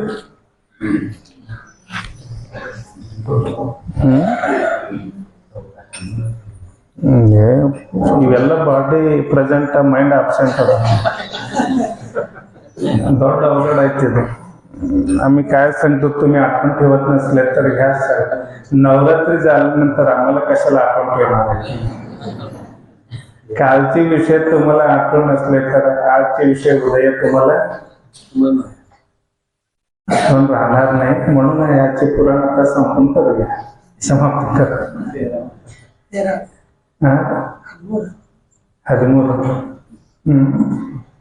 13 मेरा इले बरत ತೇರಿ ಮೇರಂತೆ ಒಂದು ಹಾಡಿರ್ತಾರೆ. ಇಲ್ಲಿ ಏನಾಗೈತೆ ಅಂತ ಕೇಳಿದ್ರೆ, ಶಕ್ತಿಯೋಳು ಮಹಾಶಕ್ತಿದೆ ಆತಿಥ್ಯವಾಗಿ ಯುದ್ಧರಂಗದ ರಕ್ತ ಬಿಜಾಸನ್ನ ಚಂಡ ಯುಗ್ರದಲ್ಲಿ ಬಂದರೋಡುತ ಶುಂಭನಲ್ಲಿಗೆ ಅಂದೆ ಹೇಳಿದರು. ಚಂಡ ಮಂಡಲದ ಸಂಧೆ ಇಲ್ಲದೆ ಬಂದ ನಡೆದ ಇವರ ಸೈನಿಕರ ಕಂದು ವಿಸ್ತಾರವನ್ನ ತದ ಮೊದಲಿದಲ್ಲಿಂದ ಹೇಳಲು ಹೊರಟ ನರಸ ಶುಂಭ ಸಹಿತರಸುಗಳ ತ್ರಿಸಹಸ್ರ ಕ್ಷೋಣಿಯ ಕರಿಗತವ ಕುದುರೆಗಳು ಸಾಲು ಪದತಿ ನೆಲೆಯೆಲ್ಲ ಮೊರೆಯುವ ಕಾಳಗಳು ಬೇರೆ ಬಿರುದುದೆನ್ನ ಬ್ರಹ್ಮಾಂಡ ವಾದ್ಯದ ಬರದಲ ದಿನವಾಗ ಹಿಮಚಲ ಸೀಮೆಗೆ ಎಂದ ಕಂಡಳಾಗಳ ಚಂಡ ದೈತ್ಯನು ದಂಡು ಬರುವದನಾಗ ಭಯದ ಕಂಡ ರೂಪಯಾಗಿ ಭೂಗಗನಕ್ಕೆ ಒಂದಾಗಿ ರುಂಡಮಾಲೆಯು ಬಲವು ಸರೆ ಕೋದಂಡವನ್ನು ನುಡಿಸಿದಲ್ಲರ್ಭಾಟಗೊಂಡು ನಿಂದಳು ಬಲವ ನೋಡಿದ ಕಾಳಿಕಾದೇವಿ ಕರದ ಧನಗಂಠಾನದ ಬಿರುದ ಪಶುಪವಾಂಡವಾನ ದರೆಯಲಿಗೆ ಬ್ರಹ್ಮಾಂಡ ತೆರೆದು ಎನಲು ಭೀಷಣದ ಹಿರಿದ ಖಡ್ಗದ ಲೇಪ ಕೆಡೆಗಳು ಮೆರೆದಿವ ಪರ್ವತದಾತರೆ ಹೊಗೆ ಹೊರಳಿಸುತ್ತು ತಲಿತ್ತು ಸರ್ವಾನಗಳೆಯಲ್ಲೂ ನಾಲ್ಕು ದಿಕ್ಕಲೆ ಕವಿದುದು ಅನೇಕ ಚಾಮುಂಡೇಶ್ವರಗಳು ನೋಕೆಲಿನ ಮೃತ್ಯುವಾಗತಿದ್ದರು. ಸಿಡಲ ಹೊಡೆದ ತೆರೆದೆ ಹಾಕಿದಳು ಖಡ್ಭಾಂಗ ಖಡ್ಗದೆ ನೂಕಿದ ವದನದಲ್ಲಿ ದೈತ್ಯರ ನಾಲ್ಕುಡೆಯಲ್ಲಿ ಕವಿದರ ಬಳೆ ಬಳೆದು ಕೇಳೆಂದ. ಇಲ್ಲಿ ಏನಾಗತ್ತೆ ಅಂತ ಕೇಳಿದ್ರೆ, ಅಲ್ಲಿ 12ನೇದ ಚಂಡ ಮುಂಡನ ರಾಕ್ಷಸರು ಬಹಳ ದರ್ಪದಿಂದ ಹೋಗಿದ್ರು. ದೇವಿ, ನಿನಗೆ ಏನಾದ್ರೂ ಮಾಡಿ ಶುಂಭ ನಿಶುಂಭ ಅನ್ನೋ ಶುಂಭ ಅದನಲ್ಲ, ಅವನ ಜೊತೆ ನಿನ್ನನ್ನು ಮದುವೆ ಮಾಡಿ ತೀರ್ತೀವಿ ನಿನಗಂತ ತಿಳ್ಕೊಂಡು ಹೋಗಿದ್ರು. ಅವರನ್ನ ಜಗನ್ಮಾತೆಯನ್ನ ತರಕ ಆಗ್ಲಿಲ್ಲ. ಎಂತ ಕೆಟ್ಟ ಪರಿಸ್ಥಿತಿ ನೋಡ್ರಿ. ಜನ್ಮ ಕೊಟ್ಟಿರುವಂತ ತಾಯಿಗ ಯಾರ ಜೊತೆ ಮದುವೆ ಮಾಡಕ್ ಹೋಗ್ಯಾರ ಅವರು? ಶುಂಭ ನಿಶುಂಭ. ಶುಂಭ ಎಂಬ ರಾಕ್ಷಸ, ಶುಂಭನೆಂಬ ಅಣ್ಣನಿಗೆ ಅವರು ಹೋದ್ರು. ಬಹಳ ದರ್ಪದಿಂದ ಹೋದ್ರೆ, ಇದನ್ನೆಲ್ಲ ನಾನೇ ನೋಡಕತ್ತೀನಿ, ಇದೆಲ್ಲ ವಿಸ್ತಾರದ ಒಡೆಯ ನಾನಾಗ್ತೀನಿ, ನೀವು ಒಪ್ಪುವಂತ ಹೇಳ್ದ. ದೇವಿ ಅವ್ರೇನ್ ಮಾಡಿದ್ರು? ಸಂಹಾರ ಮಾಡಿದ್ರು. ಇಲ್ಲಿ ಸುಮ್ಮನೆ ಆಗ್ಲಿಲ್ಲ. ರಕ್ತ ಬೀಜಾಸುರ ಇವನು ಬಹಳ ದೊಡ್ಡ ರಾಕ್ಷಸ. ಇವ ಎಷ್ಟು ದೊಡ್ಡ ರಾಕ್ಷಸ ಅಂತಂದ್ರ, ಇವನ ಸೈನ್ಯ ಬಹಳ ದೊಡ್ಡದು. ಮತ್ ಇವ ರಾಕ್ಷಸನೇ ಬಹಳ ದೊಡ್ಡ ವಿಚಿತ್ರವಾಗಿರುವಂತ ರಾಕ್ಷಸ. ಅವ ಬರ್ಲಿಲ್ಲ, ಸಮೀಪ ಬಂದ ಮಾತಾಡ್ಲಿಲ್ಲ. ಇನ್ನ ಅವ್ರು ಮಾತಾಡಿದ್ರು, ಇವ ಮಾತಾಡ್ಲಿಲ್ಲ. ಅಲ್ಲಿಂದ ಇಂಥ ಸುಂದರವಾಗಿರುವಂತಹ ಹೆಣ್ಣು ಮಗಳನ್ನ ನಮ್ಮ ರಾಜರನ್ನ ಮದುವೆ ಮಾಡಬೇಕೆನ್ನೋ ಭಯಂಕರ ಆಸೆಯನ್ನ ಪಟ್ಟು ನೋಡ್ರಿ. ಆಸೆಯ ದುಃಖಕ್ಕ ಮೂಲ. ಆಸೆ ದುಃಖಕ್ಕ ಮೂಲ. ಆಸೆ ಮಾಡ್ದ ಹೋದ ಜಗನ್ಮಾತೆಯನ್ನ ಅಲ್ಲಿ ಹೋಗ್ತಾ ಹೋಗ್ತಾನೆ ಆಕಿನ ಯುದ್ಧವನ್ನ ಸೋಲಿಸ್ಬೇಕಂತ ತಿಳ್ಕೊಂಡು ಬಹಳ ದೊಡ್ಡ ಆಸೆಯಲ್ಲಿ ಇಟ್ಟುಕೊಂಡು ಅಲ್ಲಿಂದ ದೊಡ್ಡ ದೊಡ್ಡ ಬಾಣಗಳನ್ನ ಬಿಡ್ತಾ ಇದ್ದ. ದೇವಿ ನೋಡ್ತಾಳ, ಆ ಬಾಣಗಳ ಹೊಡೆತವನ್ನು ನೋಡಿ ದೇವಿ ಹೆಂಗಿರ್ತಂದ್ರ ಆ ಪಾತಾಳ ಆಕಾಶ ಏಕವಾಗಿ ನಿಲ್ತಾಳಂತ. ಅಂತಹ ದೊಡ್ಡ ಶಕ್ತಿ ಇರ್ಬೇಕ್ರ ಜಗನ್ಮಾತೆ. ಇಷ್ಟು ನಿಂತರೂ ಕೂಡ ಅವರು ಹೆಂಗ ಎಷ್ಟು ದಿಕ್ಕಿನಲ್ಲಿ ನುಂಗಿದಳು ಬಾಯ್ದೆರೆದು ಕುದುರೆ ಮತಂಗಗಳ ಮಾವುತರ ಸಹಿತಲ ನುಂಗಿದಳು ರಥಧ್ವಜ ರಥಿಕ ಸಾರಥಿಯ ಸಹಿತಾಗಿ ಮಂಗಳಾಂಗಿಯ ತೆಗೆದು ತನ್ನಂಗುಗಳ ಧೂಳಿಕ್ಕಿತು ಬಹುರೂಪಂಗಳಾದಳು ನಿನ್ನದಲು ಋಷಭ ಎಂದ. ಮಂಗಳಾಂಗಿಯಾಗಿರುವಂತಹ ಜಗನ್ಮಾತೆ ಕಾಳಿಕಾದೇವಿ ಅವರು ಎಷ್ಟು ಸೈನ್ಯವನ್ನು ತಗೊಂಡು ಬಂದ್ರ ತಾಯಿ ಹೊಡೆದ್ರು ಕೂಡ ಸಂಹಾರ ಆಗ್ತಿದ್ದಿಲ್ಲ, ಅಷ್ಟು ಜನ ಬರಕತ್ತರು. ಕೊನೆಗೆ ಏನ್ ಮಾಡ್ತಂದ್ರ ತಾಯಿ ಕುದುರೆನೇ ನುಂಗುತ್ತಂತ, ಆನೆ ಕುದುರೆ ಎಲ್ಲ ನುಂಗುತ್ತಂತ. ಕಮಲ ಭವ ಶಿವಗುಹನು ವಿಷ್ಣುವು ಅಮಳ ವರಹ ನಾರಸಿಂಹನು ವಿಮಳ ಇಂದ್ರನು ಇವರ ಮೊದಲಾಗಿರುವ ರೂಪಗಳು ಸಮನಸಿಯ ಬೇರ್ಬೇರೆ ವಾಹನವಮ ರಿರುವವಾಭರಣ ಆಯುಧ ವಮಿತ ಸತ್ವವು ಇಂತು ಶಕ್ತಿಯ ರೂಪದಲ್ಲಿ ಎಂದ. ಬ್ರಹ್ಮ, ವಿಷ್ಣು, ಶಿವ, ಕುಮಾರ, ಷಣ್ಮುಖ ಎಲ್ಲರನ್ನ ನರಸಿಂಹನ ಮೊದಲಾಗಿ ಎಲ್ಲ ದೇವಾನುದೇವತೆಗಳ ವಾಹನಗಳನ್ನ ಜಗನ್ಮಾತೆ ತಗೊಂಡ್ರು ಅಂತ. ಅವ್ರನ್ನ ಸಂಹಾರ ಮಾಡಕ. ಯಾರನ್ನ ಸಂಹಾರ ಮಾಡಕ್ರಿ? ರಕ್ತ ಬೀಜಾಸುರ. ಯಾರು ಹೇಳ್ರಿ? ಕೋನ್? ರಕ್ತ ಬೀಜ. ಹಿಡಿಯುತ ಕಮಂಡಲವ ಜಪಮಣಿಯೊಡನೆ ಹಂಸವಾಹನ ಆಗಿ ನುಡಿಯ ಬ್ರಹ್ಮನ ಶಕ್ತಿ ಬ್ರಹ್ಮಾಣಿಯೇ ತಾನಾಗಿ ಅಡರೆ ಋಷಭನ ಶೂಲ ಹಸ್ತದಿ ಹೆಡೆಯ ಸರಪನು ಭೂಷಣದ ಶಶಿಯೊಡನೆ ದಸಿತಲಾಗ ಮಹೇಶ್ವರಿಯ ಎನಿಸಿದಳು. ಅಲ್ಲಿ ಏನ್ ಮಾಡ್ತಾರಂದ್ರ ಜಗನ್ಮಾತೆ ಆಗಿರುವಂತಹ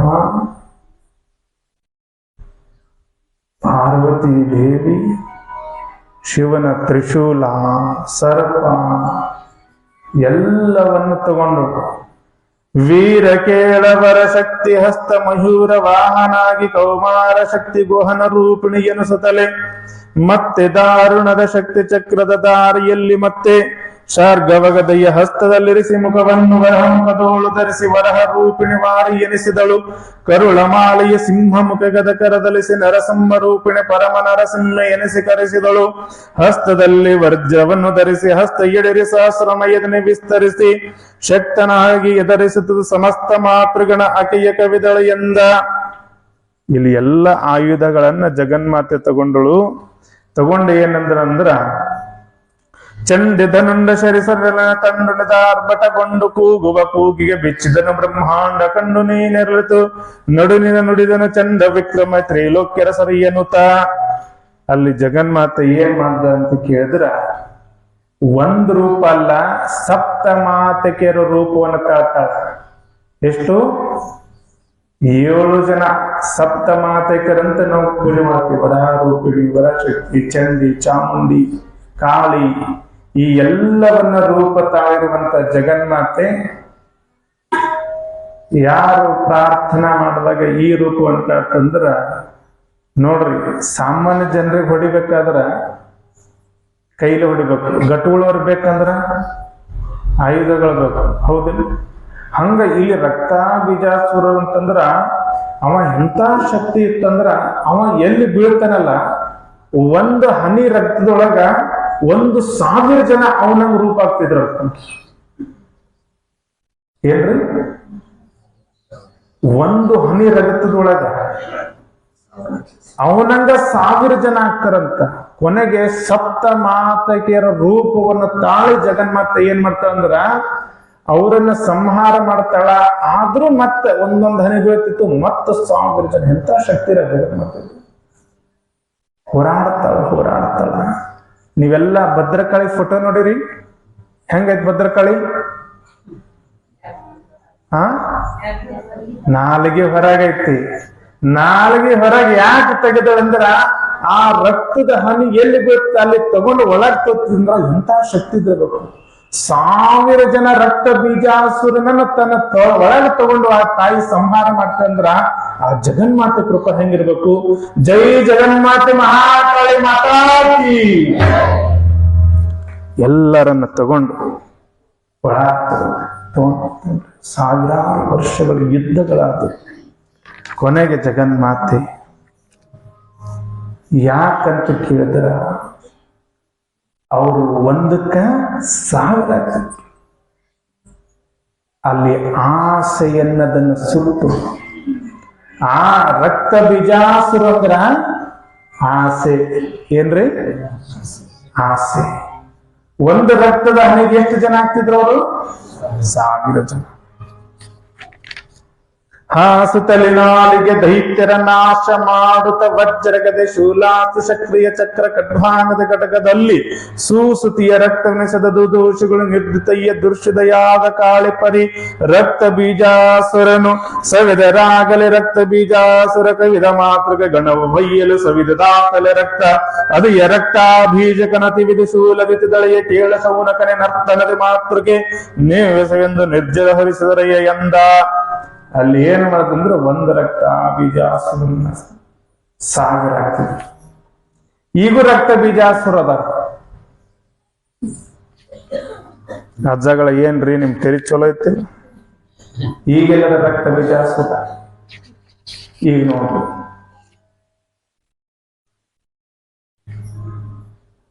ಇರಾಕ್ ಮನೆ ಇರ್ಲಿಲ್ಲ, ಇರಾಕ ಮನೆ ಇರ್ಲಿಲ್ಲ. ಆಸೆ ಏನಾಯ್ತಂದ್ರ ನಾವು ನೂಲ್ಯಾಗ ಬಂದು ಬಹಳ ವರ್ಷ ಆಯ್ತು, ಒಂದು ಮನೆಗೆ ಜಾಗ ತಗೊಂಡ್ರ ನಮ್ದು ಸ್ವಂತ ಜಾಗ ಆಗ್ತೈತೆ ಅನ್ನೋದು ಮೊದಲನೇ ಆಸೆ ಬಂತು ನೋಡ್ರಿ. ಇದು ರಕ್ತ ಬೀಜಾಸುರ. ಮನಿ ಜಾಗ ತಗೊಂಡ ಖಾಲಿ ಜಾಗ. ಎಷ್ಟು ದಿವಸ ನಾವು ಬಾಡಿಗೆ ಮನೆಯಾಗಿರೋದು, ನಾವು ಒಂದು ಸ್ವಂತ ಮನೆ ಕಟ್ಟಬೇಕಂದ. ಇದು 2ನೇ ಬೀಜಾಸುರ ಆಸೆ. ಆಮೇಲೆ ಮನಿ ಕಟ್ಟದ, ಮನಿ ಕಟ್ಟಿದ್ಮೇಲೆ ಅಂದ ನಮ್ದು ಮನೆಗೊಂದು ಕಂಪೌಂಡ್ ಇದ್ರೆ ಚಲೋ ಆಗ್ತೈತಿ ನೋಡು ಆಸೆ. ಕಂಪೌಂಡ್ ಕಟ್ಟದ, ಮನಿ ಒಳಗ ಕೂಡಕ್ ಸೋಫಾ ಸೆಟ್ ಇದ್ರ ಎಲ್ಲಾರ ಮನ್ಯಾಗ ಟಿವಿ ಅದಾವ. ಇವ್ರೇನ್ ಟಿವಿ ಮುಂದೆ ಕೊಡಂಗಿಲ್ಲ. ಬಾಳ ಮಂದಿ ಮನೆಗೆ ಹೋಗ್ತೇವಲ್ಲ ಸುಮ್ ಹಚ್ಚಿ ಬಿಟ್ಟಿರ್ತಾರ, ಅದ ಟಿವಿ ನೋಡೋದಿಲ್ಲ. ಎಲ್ಲರೂ ಮೊಬೈಲ್ದಾಗ ನೋಡ್ತಿರ್ತಾರ. ಟಿವಿ ತಂದ್ರು ಎಲ್ಲಾರ ಮನ್ಯಾಗ ಬ್ಯಾಸಗಿ ಒಳಗ AC ಅದಾವ, ನಮ್ಮ ಮನ್ಯಾಗ ಯಾಕೆ AC ಇಲ್ಲ? ತಿರುಗಾಡಕ್ ಗಾಡಿ ಇದ್ದಿದ್ದಲ್ಲ, ಕಾರ್ ತಗೊಂಡ್ಮೇಲೆ ಮನೆ ಹೊರಗ ನಿಲ್ಸಕತ್ತೀವಿ, ಅದಕ್ಕೊಂದು ಕವರ್ ತಗೋಬೇಕು, ಶೆಡ್ ಬಡಿಬೇಕು. ಹಿಂಗ ಈ ಮನುಷ್ಯ ಏನಾಗ್ಯಾನಂದ್ರೆ ಒಂದೊಂದು ಆಸೆ ದುಃಖಕ್ಕೆ ಮೂಲ ಅಂತ ತಿಳ್ಕೊಂಡು ರಕ್ತ ಬೀಜಾಸುರ ಏನಾಗಿತ್ತು ಅಂತ ಕೇಳಿದ್ರ ಆಸೆ ಒಳಗ ಒದ್ದಾಡಕತ್ತಿದ್ದ. ಜಗನ್ಮಾತೆ ಕೃಪಾ ಮಾಡಿದ್ರು. ಅಂತ ಜಗನ್ಮಾತೆ ಅಂತ ರಾಕ್ಷಸರನ್ನ ಸಂಹಾರ ಮಾಡಿದಕ್ಕ ಆಸೆ ಅಳದವ ಮನುಷ್ಯ ಮಾಯತ. ಎಷ್ಟು ಜನ ನ ಮಣ್ಣು ಮರ, ನ ಮಣ್ಣು ಮರ, ನ ಕೃಷ್ಣ ಮರ, ನ ಮಾಯಾ ಮರ, ಮರ್ ಗಯ ಶರೀರ ಅಂತ ಕಬೀರ್ ದಾಸ ಏನ್ ಹೇಳ್ತಾರ? ಮನಸ್ಸು ಸತ್ತಿಲ್ಲ, ಮನಸ್ಸು ಸತ್ತಿಲ್ಲ. ನೀವ್ ಅನ್ಬೋದು ಇದು ಹೆಂಗ್ರಿ, ಶರೀರ ಸತ್ತ ಮೇಲೆ ಮನಸ್ಸು ಸಾಯಬೇಕಲ್ಲ? ಮನಸ್ಸು ಸಾಯಂಗಿಲ್ಲ, ಅದು ಶಾಶ್ವತ. ಕೃಷ್ಣ ನ ರಾಮ ಮರ್ ಗಯ, ನ ಪರಮಾತ್ಮ ನ ಮರ. ಪರಮಾತ್ಮ ಸತ್ತಿಲ್ಲ, ರಾಮ ಸತ್ತಿಲ್ಲ. ಅವ್ರ ದೇವ್ರಂತ ಪೂಜೆ ಮಾಡ್ತೀವಂದ್ರ ಅವ್ರ ಅದರಂತ ಅರ್ಥ. ಆದ್ರ ಮರ್ ಗಯ ಶರೀರ, पुनरपि मननं पुनरपि जननं पुनरपि मरणं पुनरपि जननं पुनरपि जननं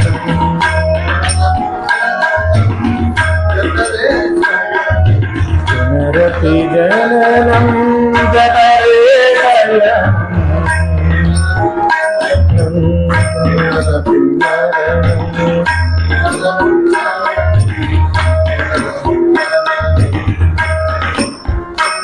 पुनरपि मरणं पुनरपि जननं जठरे इह संसारे भोगुस्तारे कृपया मारे भज गोविंदं गोविंदं भज ಮೂಢಮತೆ ಅಂತ ಶಂಕರಾಚಾರ್ಯ ಎಷ್ಟು ಸಲ ಹುಟ್ಟಿರ್ತಿದ್ವಿ, ಎಷ್ಟು ಸಲ ಸತ್ತಿರ್ತೀವಿ.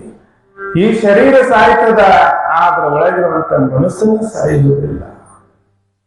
ಈ ಮನಸ್ಸನ್ನ ಸಾಯ್ಬೇಕಾಗಿತ್ತು ಅಂದ್ರ ಅದು ಸಾಧ್ಯ ಇಲ್ಲ.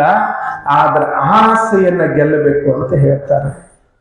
ಆಸೆಯನ್ನ ಗೆಲ್ಲಬೇಕಾದ್ರೆ ಯಾರು ಈ ಜಗತ್ತಿನ ಗೆದ್ದವರು ಅಂದ್ರೆ ಆಸೆ ಗೆದ್ದವರು ಅಕ್ಕ ಮಹಾದೇವಿ. वैराग्य निधी अक्का महादेवी 12वी शताब्दीमध्ये आपल्या सगळ्यांना महिलांना आता आपण सगळ्यांना म्हणतो आरक्षण मिळलं. किती पर्सेंट आहे तुम्हाला? आता 50% आहे. ते सरकार दिलेलं आहे. तो घरामध्ये 100% येते.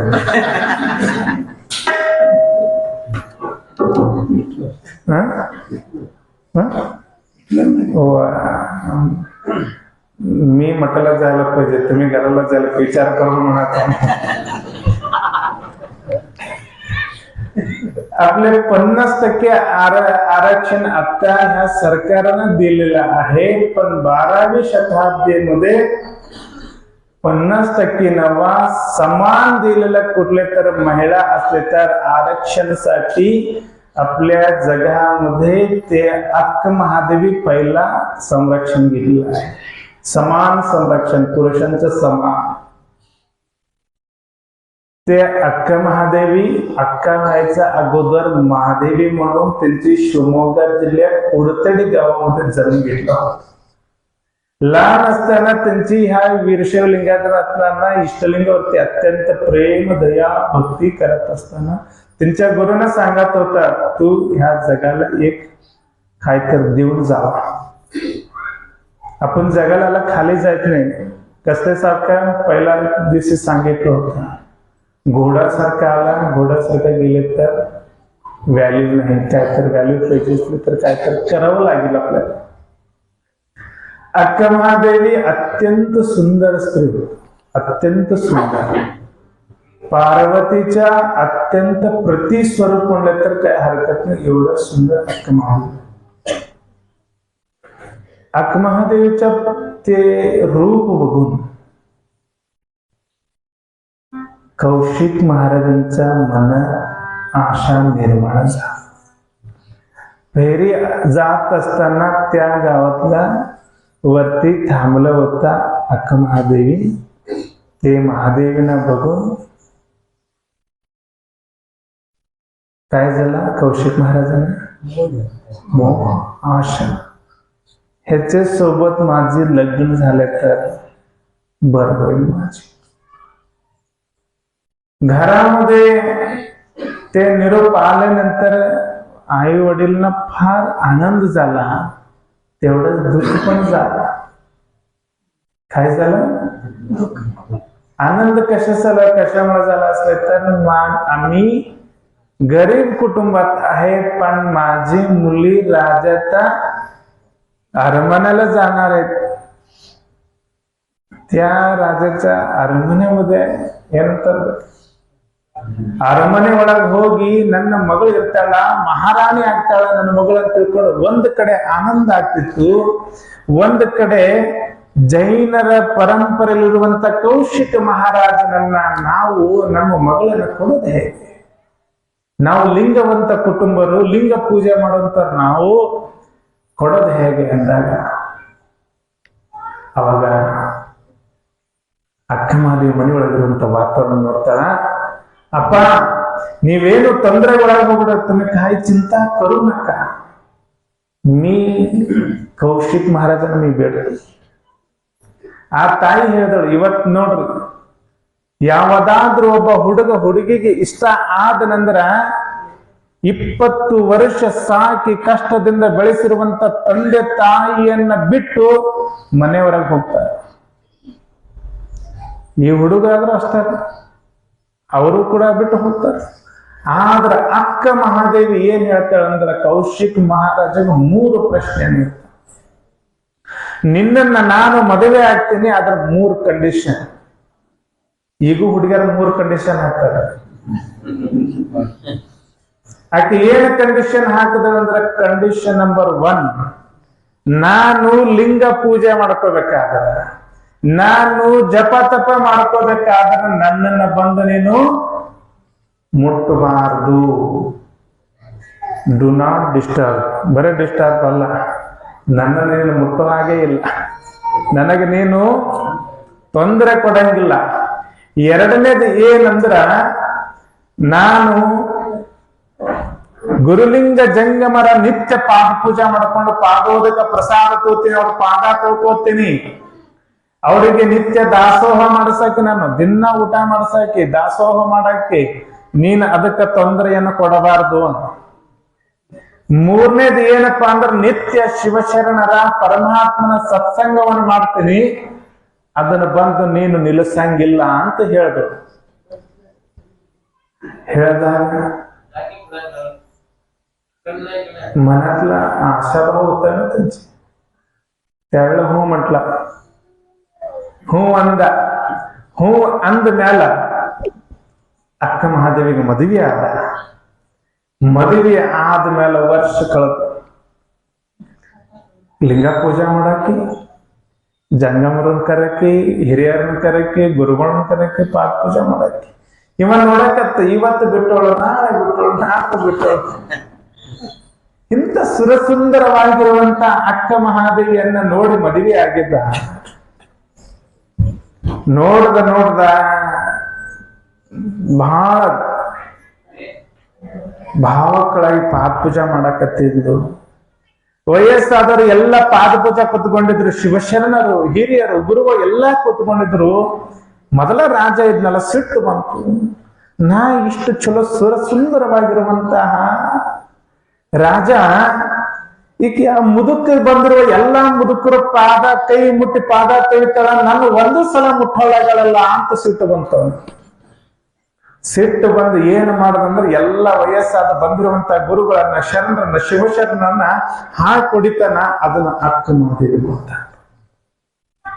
ಆಸೆ ಬಹಳ ಕೆಟ್ಟ. ಮುಟ್ಟಬೇಕೆನ್ನುವಂತ ಆಸೆ ಕೌಶಿಕ ಮಹಾರಾಜನ ಮನಸ್ಸಿನೊಳಗೆ ಬಂದಿದ್ದಕ್ಕೆ ಏನಾಗುತ್ತದೆ, ಬಂದಿರುವಂತ ಶಿವಶರಣರನ್ನ ಹೊಡಿತಾರ. ಅಕ್ಕ ಮಹಾದೇವಿ ಗೊತ್ತಾಗ್ತಾಳ, ನೀ 1ನೇ ಕಂಡೀಷನ್ದೊಳಗ ಫೇಲ್ ಆದ. ಇನ್ನೇನ್ ಮಾಡೋದು, ನನ್ನಿಂದ ಇಂಥ ಪಾಪದ ಕೆಲಸ, ಗುರುಲಿಂಗ ಜಂಗಮರಿಗೆ ಶಿವಶರಣರಿಗೆ ಹೊಡಿಸುವಂತ ಕೆಲಸ ಆಯ್ತಲ್ಲ ಅಂತ ತಿಳ್ಕೊಂಡು ಕ್ಷಮಾರ್ಪಣೆ ಮಾಡ್ಬೇಕಂತ ತಿಳ್ಕೊಂಡು ಧ್ಯಾನ ಆಸಕ್ತರಾಗ್ತದೆ. ಧ್ಯಾನವನ್ನು ಮಾಡಕ್ ಹೊರಟುತ್ತಾಳ. ಧ್ಯಾನ ಮಾಡುವಂತ ಸಂದರ್ಭದಾಗ ಕೇಶವನ್ನು ಹೀಗೆ ಬಿಟ್ಕೊಂಡು ಶಿವನಲ್ಲಿ ಧ್ಯಾನಾಸಕ್ತರಾಗ್ತಾಳ. ನೋಡ್ತಾನ, ಮುಟ್ಟಬೇಕೆನ್ನೋ ಆಸೆ ಆಗ್ತದ. ಅವಾಗ ತಾಯಿ ಹಾಗೆ ಸುಮ್ಮನೆ ಮತ್ತೆ ಧ್ಯಾನ ಮುಗಿಸ್ಕೊಂಡು ಬಂದು ಹೊರಗಡೆ ಶಿವಾನುಭವ ಚಿಂತನೆ ಮಾಡ್ತಿರ್ತಾಳ. ಎಲ್ಲರೂ ಬಂದಿರೋ ಶಿವಶರಣರೆಲ್ಲ ಪ್ರಸಾದ ಭಗವಂತನ ಕುರಿತು ಚಿಂತನೆ ಮಾಡ್ತಾಳ. ಇವನಿಗೆ ಸಿಟ್ಟು ಬರ್ತೀವಿ, ಎಲ್ಲರ ಜೊತೆ ಮಾತಾಡ್ತಾಳ, ನನ್ನ ಜೊತೆ ಮಾತಾಡಂಗಿಲ್ಲ. ಎಷ್ಟು ದಿವಸ ತಿಕ್ಕಿನ ಆಸೆ ಇಟ್ಕೊಂಡು ಕುಂತೀನಿ ನಾನು. ನನ್ನ ಕಡೆ ಒಮ್ಮೆ ನೋಡಲ್ಲಾಗಲ್ಲ, ಎಲ್ಲರನ್ನೂ ನೋಡಕತ್ತಾಳ ಐತಿ, ನನ್ನ ಕಡೆ ನೋಡಲ್ಲಾಗಲ್ಲ ಅಂತ ತಿಳ್ಕೊಂಡು ಆಸೆ ಇನ್ನೂ ಒಂದಿಷ್ಟು ಕೋಪ ಬರ್ತದ.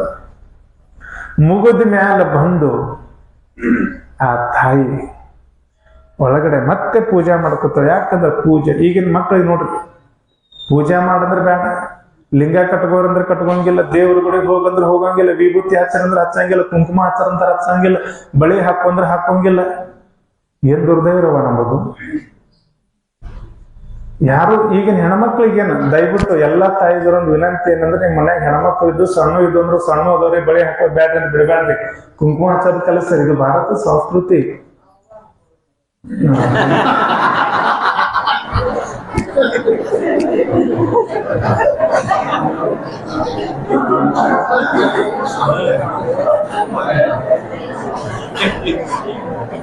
ಇದು ಸತ್ಯ ಹೊರಗಿಂದ ಬರ್ತಾವ ನೋಡ್ರಿ. ಸತ್ಯ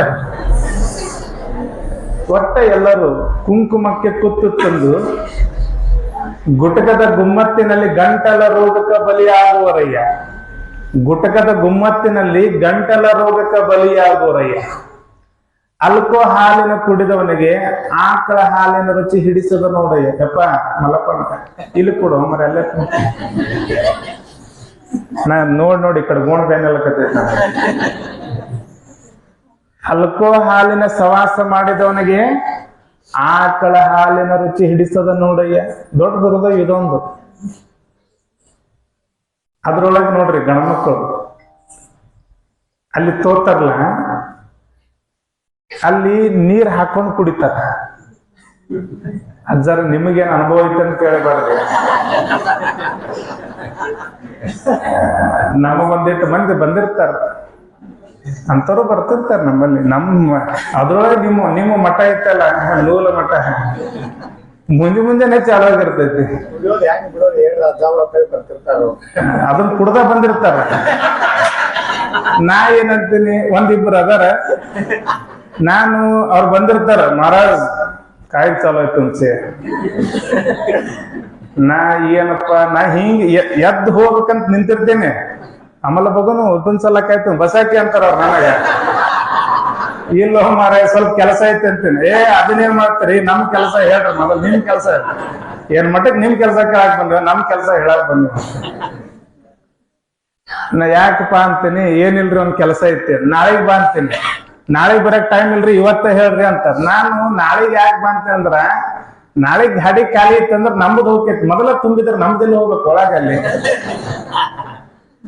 ಅವ್ರು ಬರಂಗಿಲ್ಲ, ನಾಳೆಗ್ ಬಂದಿರ್ತೀನಿ, ನನಗೂ ನೆನಪು ಹೋಗಿರ್ತೈತಿ ಅವ್ರಿಗೆ. ಅಲ್ಕೋ ಹಾಲಿನ ಸವಾಸ ಮಾಡಿದವರಿಗೆ ಆಕಳ ಹಾಲಿನ ರುಚಿ ಹಿಡಿಸದ ನೋಡಿ. ಸಿಗರೇಟಿನ ಸವಾಸ ಮಾಡಿದವರಿಗೆ ಊದಿನ ಕಡ್ಡಿ ಸುವಾಸನ ಹಿಡಿಸದ ನೋಡಿ. ಕುಂಕುಮಕ್ಕೆ ಕುರ್ತು ತಂದು ಟಿಕ್ಕಳಿ ಹಚ್ಚಿ ಚರ್ಮ ರೋಗದಿಂದ ಬಳಲುವರೆ.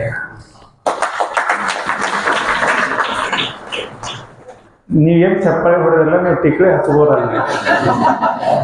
ಯಾರ ಟಿಕ್ಕಳಿ ಹಚ್ಕೊಂತಾರ ಅವ್ರು ಚಪ್ಪಾಳೆ ಹೊಡಿಲಿಲ್ಲ. ನಮ್ಮ ಮತ್ತೆ ಹೇಳಿದ್ರ ಟಿಕ್ಕಳಿ ಹಚ್ಚಿ ನಾವು ಕುಂಕುಮ ಹಚ್ಕೊಂಡಿಲ್ಲ ಸ್ವಾಮಿ, ನೀವ್ ಹೇಳಿದ್ರೆ ಹಚ್ಕೊಂತೀವಿ. ಅಲ್ಲ ನೀವ್ ಹೇಳಿರಪ್ಪ, ಆದ್ರೆ ಅವ್ರು ಹೊಡಿಬೇಕು. ಆಮೇಲೆ ಈಗಿನ ಹೆಣ್ಮಕ್ಳು ಯಾರು ಸೆರಗ ಹಚ್ಕೊಂಗಿಲ್ಲ. ಒಟ್ಟ ಸೆರಗ ಹಚ್ಕೋಬೇಡ್ರಿ. ಇಲ್ಲ ಈಗ ಬೇಡ್ರಿ. ನಮ್ಮ ಸಂಸ್ಕೃತಿರವ ಕುಂಕುಮ ಸೆರಗ ಮ್ಯಾಗ ಹಚ್ಕೊಂಡು ಅದೇನೋ ಒಂದು ಭಾರತದ ನಾರಿ ನೋಡ್ರಿ. ನಮ್ಮ ಜೀಜಾಬಾಯಿ ಫೋಟೋ ನೋಡ್ರಿ, ಕಿತ್ತೂರು ರಾಣಿ ಚೆನ್ನಮ್ಮನ ಫೋಟೋ ನೋಡ್ರಿ. ಎಲ್ಲ ರಾಣಿಯರ ಅವರೆಲ್ಲ ಯುದ್ಧ ಮಾಡ್ಬೇಕಾದ್ರೆ ಸೆರಗಿ ಹಿಂಗ ಒಂದಿಷ್ಟು ಕಾಲ. ಇದು ನಮ್ಮ ದೇಶದ ಸಂಸ್ಕೃತಿ. ಕುಂಕುಮ ಹಚ್ಕೋಬೇಕು. ಹೌದಲ್ರಿ? ಯಾಕೆ ಹೇಳಕತ್ತಿದ್ ಹೇಳಿದ? ಭಾರತ ದೇಶದ ಸಂಸ್ಕೃತಿ. ಅಲ್ಲಿ ಅಕ್ಕ ಮಾದ್ರಿ ಅಲ್ಲಿ ಬರೋ ಮರ ಇಲ್ಲೇ ಕೊಡಬೇಡ. ಅಲ್ಲಿ ಅಕ್ಕ ಮಾದೇವಿ ಎಷ್ಟು ಒಳ್ಳೆ ಸಂಸ್ಕಾರವನ್ನ ಕೊಟ್ಟಿದ್ರಂದ್ರ, ಬಹಳ ದೊಡ್ಡ ಸಂಸ್ಕಾರವನ್ನ ಅವ್ರ ಮನ್ಯಾಗ ಕೊಟ್ಟಿದ್ರು. ನಾಳಿಂದ ದಯವಿಟ್ಟು ಹೆಣ್ಮಕ್ಳು ಬಳಿ ಹಾಕುವ ವರ್ಷಕ್ಕೆ ಹಚ್ಚಿರ ಮಕ್ಕಳಿಗೆ. ನನ್ನ ಮಠದಾಗ ಯಾರು ಬರ್ತಾರ ಅವ್ರಿಗೆಲ್ಲ ಸೀದಾ ಹೇಳೇ ಬಿಡ್ತೀನಿ. ನಾ ಮತ್ತ ಒಂದೆರಡು ಜೋಡ, ಒಂದು ಮೊನ್ನೆ ಒಬ್ರಿಗೆ ಹೇಳಿದ್ದೆ, 5 ಜೋಡು ಬಳಿ ತಂದಿಡ್ರಿ ಅಂತಂದ್ರೆ ಒಬ್ಬ ಹುಡುಗಿ ಕೇಳಿದಳು, ಅಜ್ಜಗಳ ನನ್ ಬಳಿ ಸೇಜ ಮತ್ತೆಲ್ಲ ಬರ್ದಿಟ್ಟು ಹೋಲ್ಲೇನ್ರಿ ಅಂದ್ರೆ, ಬ್ಯಾಡ್ ಬಿಡವ ನೀನ ಹಾಕೊಂಡು ಬಾ ಅಂತ ಹೇಳ. ನಾವು ಬಂದಿದ್ರು ಮತ್ ಬಂದವ್ರಿಗೆ ಬೈದ್ ಹೇಳ್ದೆ, ಅಲ್ಲಿ 2 ಬರ್ತಲ್ದಾಗ ಕುಂಕುಮ ಇಟ್ಟಿರ್ತೀನಿ, ಕುಂಕುಮ ಅರ್ಶನ ಇಟ್ಟಿರ್ತೀನಿ. ಯಾರು ಹೆಂಗ್ ಬಂತಂದ್ರೆ ಕುಂಕುಮ ಹಚ್ಚೋರ ತಂಗಿದಾರೆ ಅಂತೀನಿ. ಅವ್ರು ಬಳಿ ಹಾಕೋಲಾರ್ದ ಬಂದಿದ್ರು, ಬಳಿ ಹಾಕೋಬೇಕಿಲ್ಲ ಅಂತಂದ್ರೆ, ಕುಂಕುಮ ಹಚ್ಕೊಂಡ್ರಿ ಮತ್ ಬಳಿ ತಂದು ಇಡ್ಬೇಕಿಲ್ರಿ ಅಂದ್ರು. ದಿನ ಒಬ್ರೊಬ್ರು ಸೈಜ್ ಬಂತಂದ್ರೆ ನಾ ಇಲ್ಲಿ ಅಂಗಡಿ ಹಾಕೊಂಡ್ ಕೊಡ್ಲಿ ಅಂದ್ರೆ.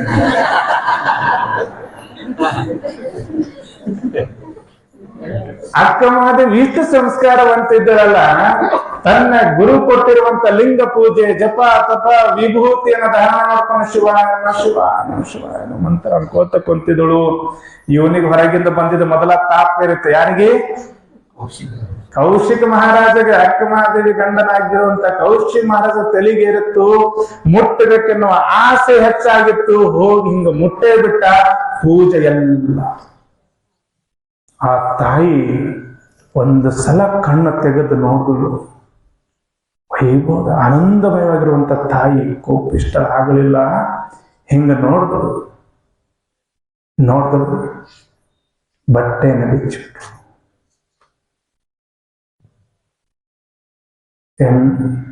ಎಮ್ಮೆಗೊಂದು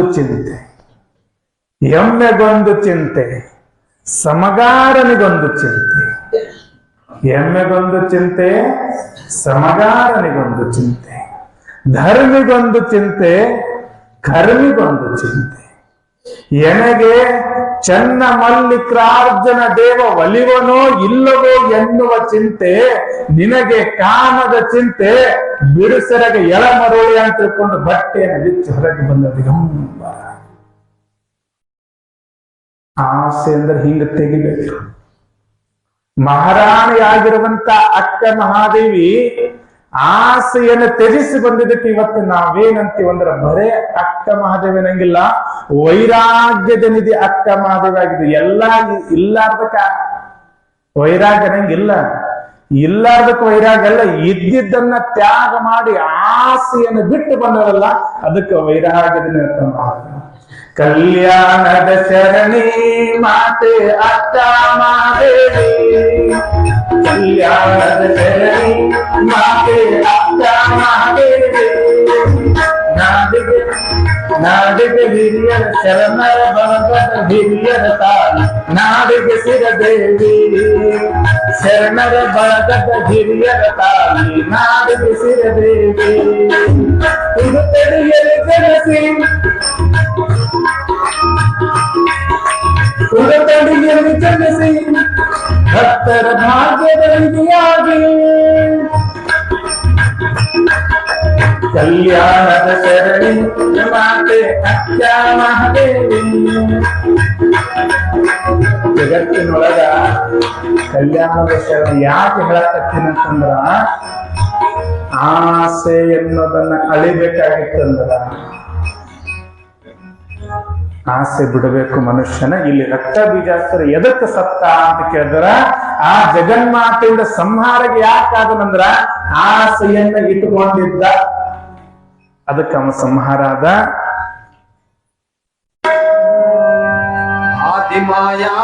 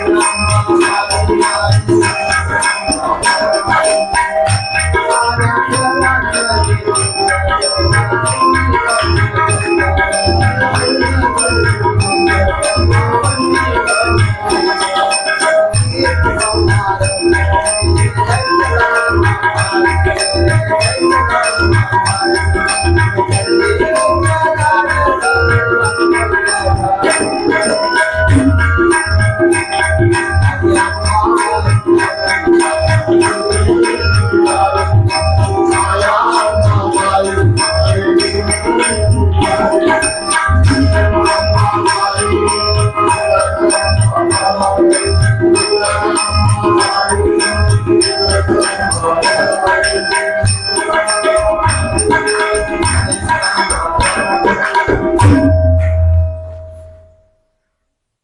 ರಕ್ತ ವಿಜಾಸುರ ಹಾಸ್ಯನ ಸತ್ತ. ಇನ್ನು ಮುಂದೆ ಶಾಂಭವಿ ರಣದಲ್ಲಿ ನಿಶುಂಭನೆಂಬುವ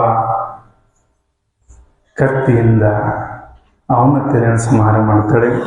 ರಕ್ತ ಬೀಜನ ಸಾವ ಕಾಣತ ಶಕ್ತರ ಶುಂಭ ನಿಶುಂಭ ರಕ್ತನೆಗಳಿಂದ ಕೋಪದ್ರೆ ಗೊತಾಳಿ ಯುಕ್ತ ಬಲ ಸೈತಂಬನಾಕೃತವಾಗಿ ಮುಕ್ತಿನಂತೃತ್ಯವಲ್ಲದ ಒಳಿಯನೆ ನರಸಿಂಹ ಮಹಾಶರವ ಉರೇವಿದ್ದ ಮಹಾತ್ರಾಣದ ಸರಿದಳ ಶರರುಷ್ಟ ಸಕಲ ಸರಿದಳ ಕೂರ್ಗರ್ಣಿಯ ಕಾರ್ಮಳಕ ವಿತರಣಂತೆ ತರ ಹರಿಸಿಕೊಳ್ಳುತ್ತೊಳವ ದೈತ್ಯನು ಬೀರ ಎಲ್ಲವನು ದೇಹ ಕೊರಗಿನ ಸೆರೆವಳಿಯಲ್ಲಿಮ್ಮ ಗಾಯ ಮುಚ್ಚಿದ ಮುನ್ನಲಾವಾಣಿ ಕಡಿದಳು ಖಡ್ಗ ಚರ್ಮ ಕೋಯನ ಕೂಗುತ್ತಲೆ ಶಕ್ತಿ ತೊಳುಕುತ್ತಲೆ ಮತ್ತೆ ಮಾಯವಿಲ್ಲದ ನಡೆದನ ನಿರ್ಮಾಯಿ ಎದುರಿಗೆ ಹೆದರಿಗೆ ದಿವ್ಯರು ಕೋಯಿನುತ್ತ ತೆರೆಬಿಟ್ಟು ಪರದೈವತೆಯ ಕೇಳೆಂದ.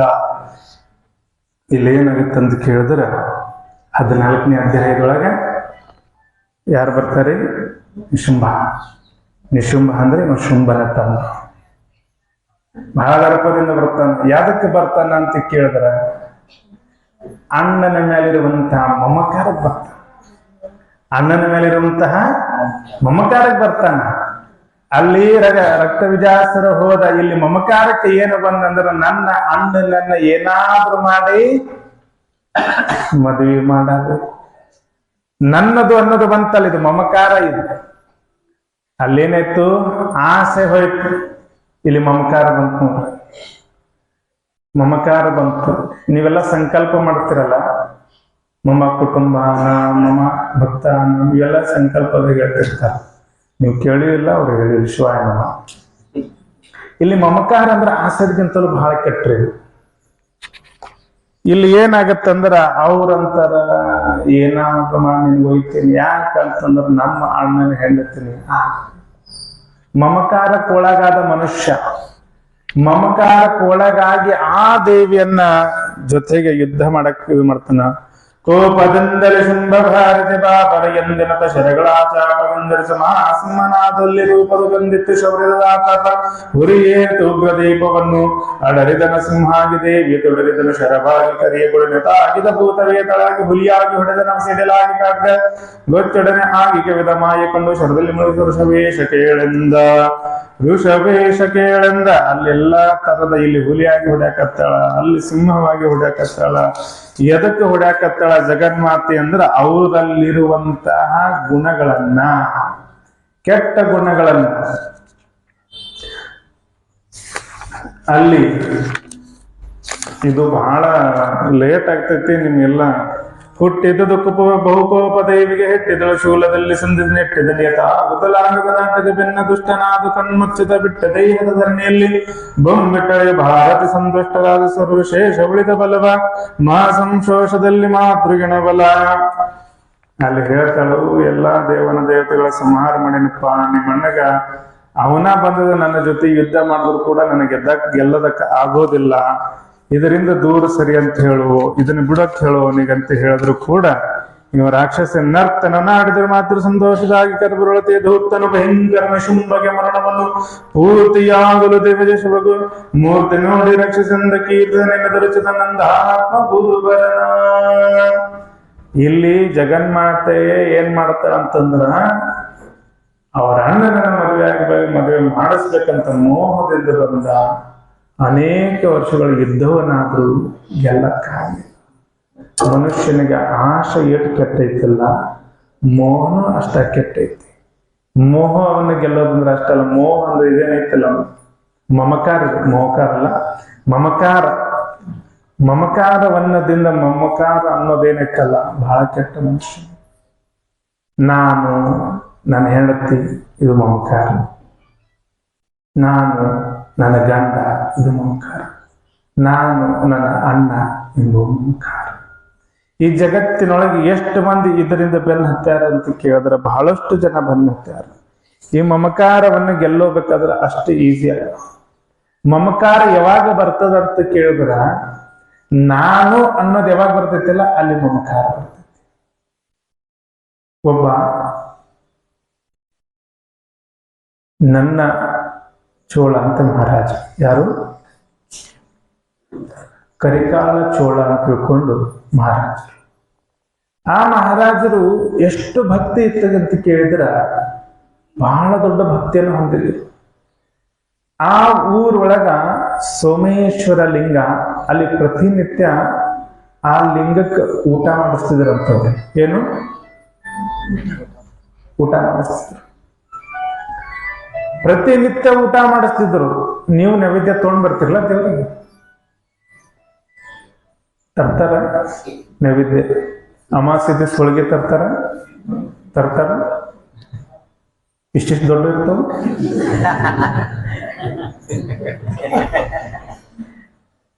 ನೋಡ್ರಿ, ದೇವ್ರಿಗೆ ಮಾಡೋ ಹೋಳಿಗೆ ಬೇರೆ,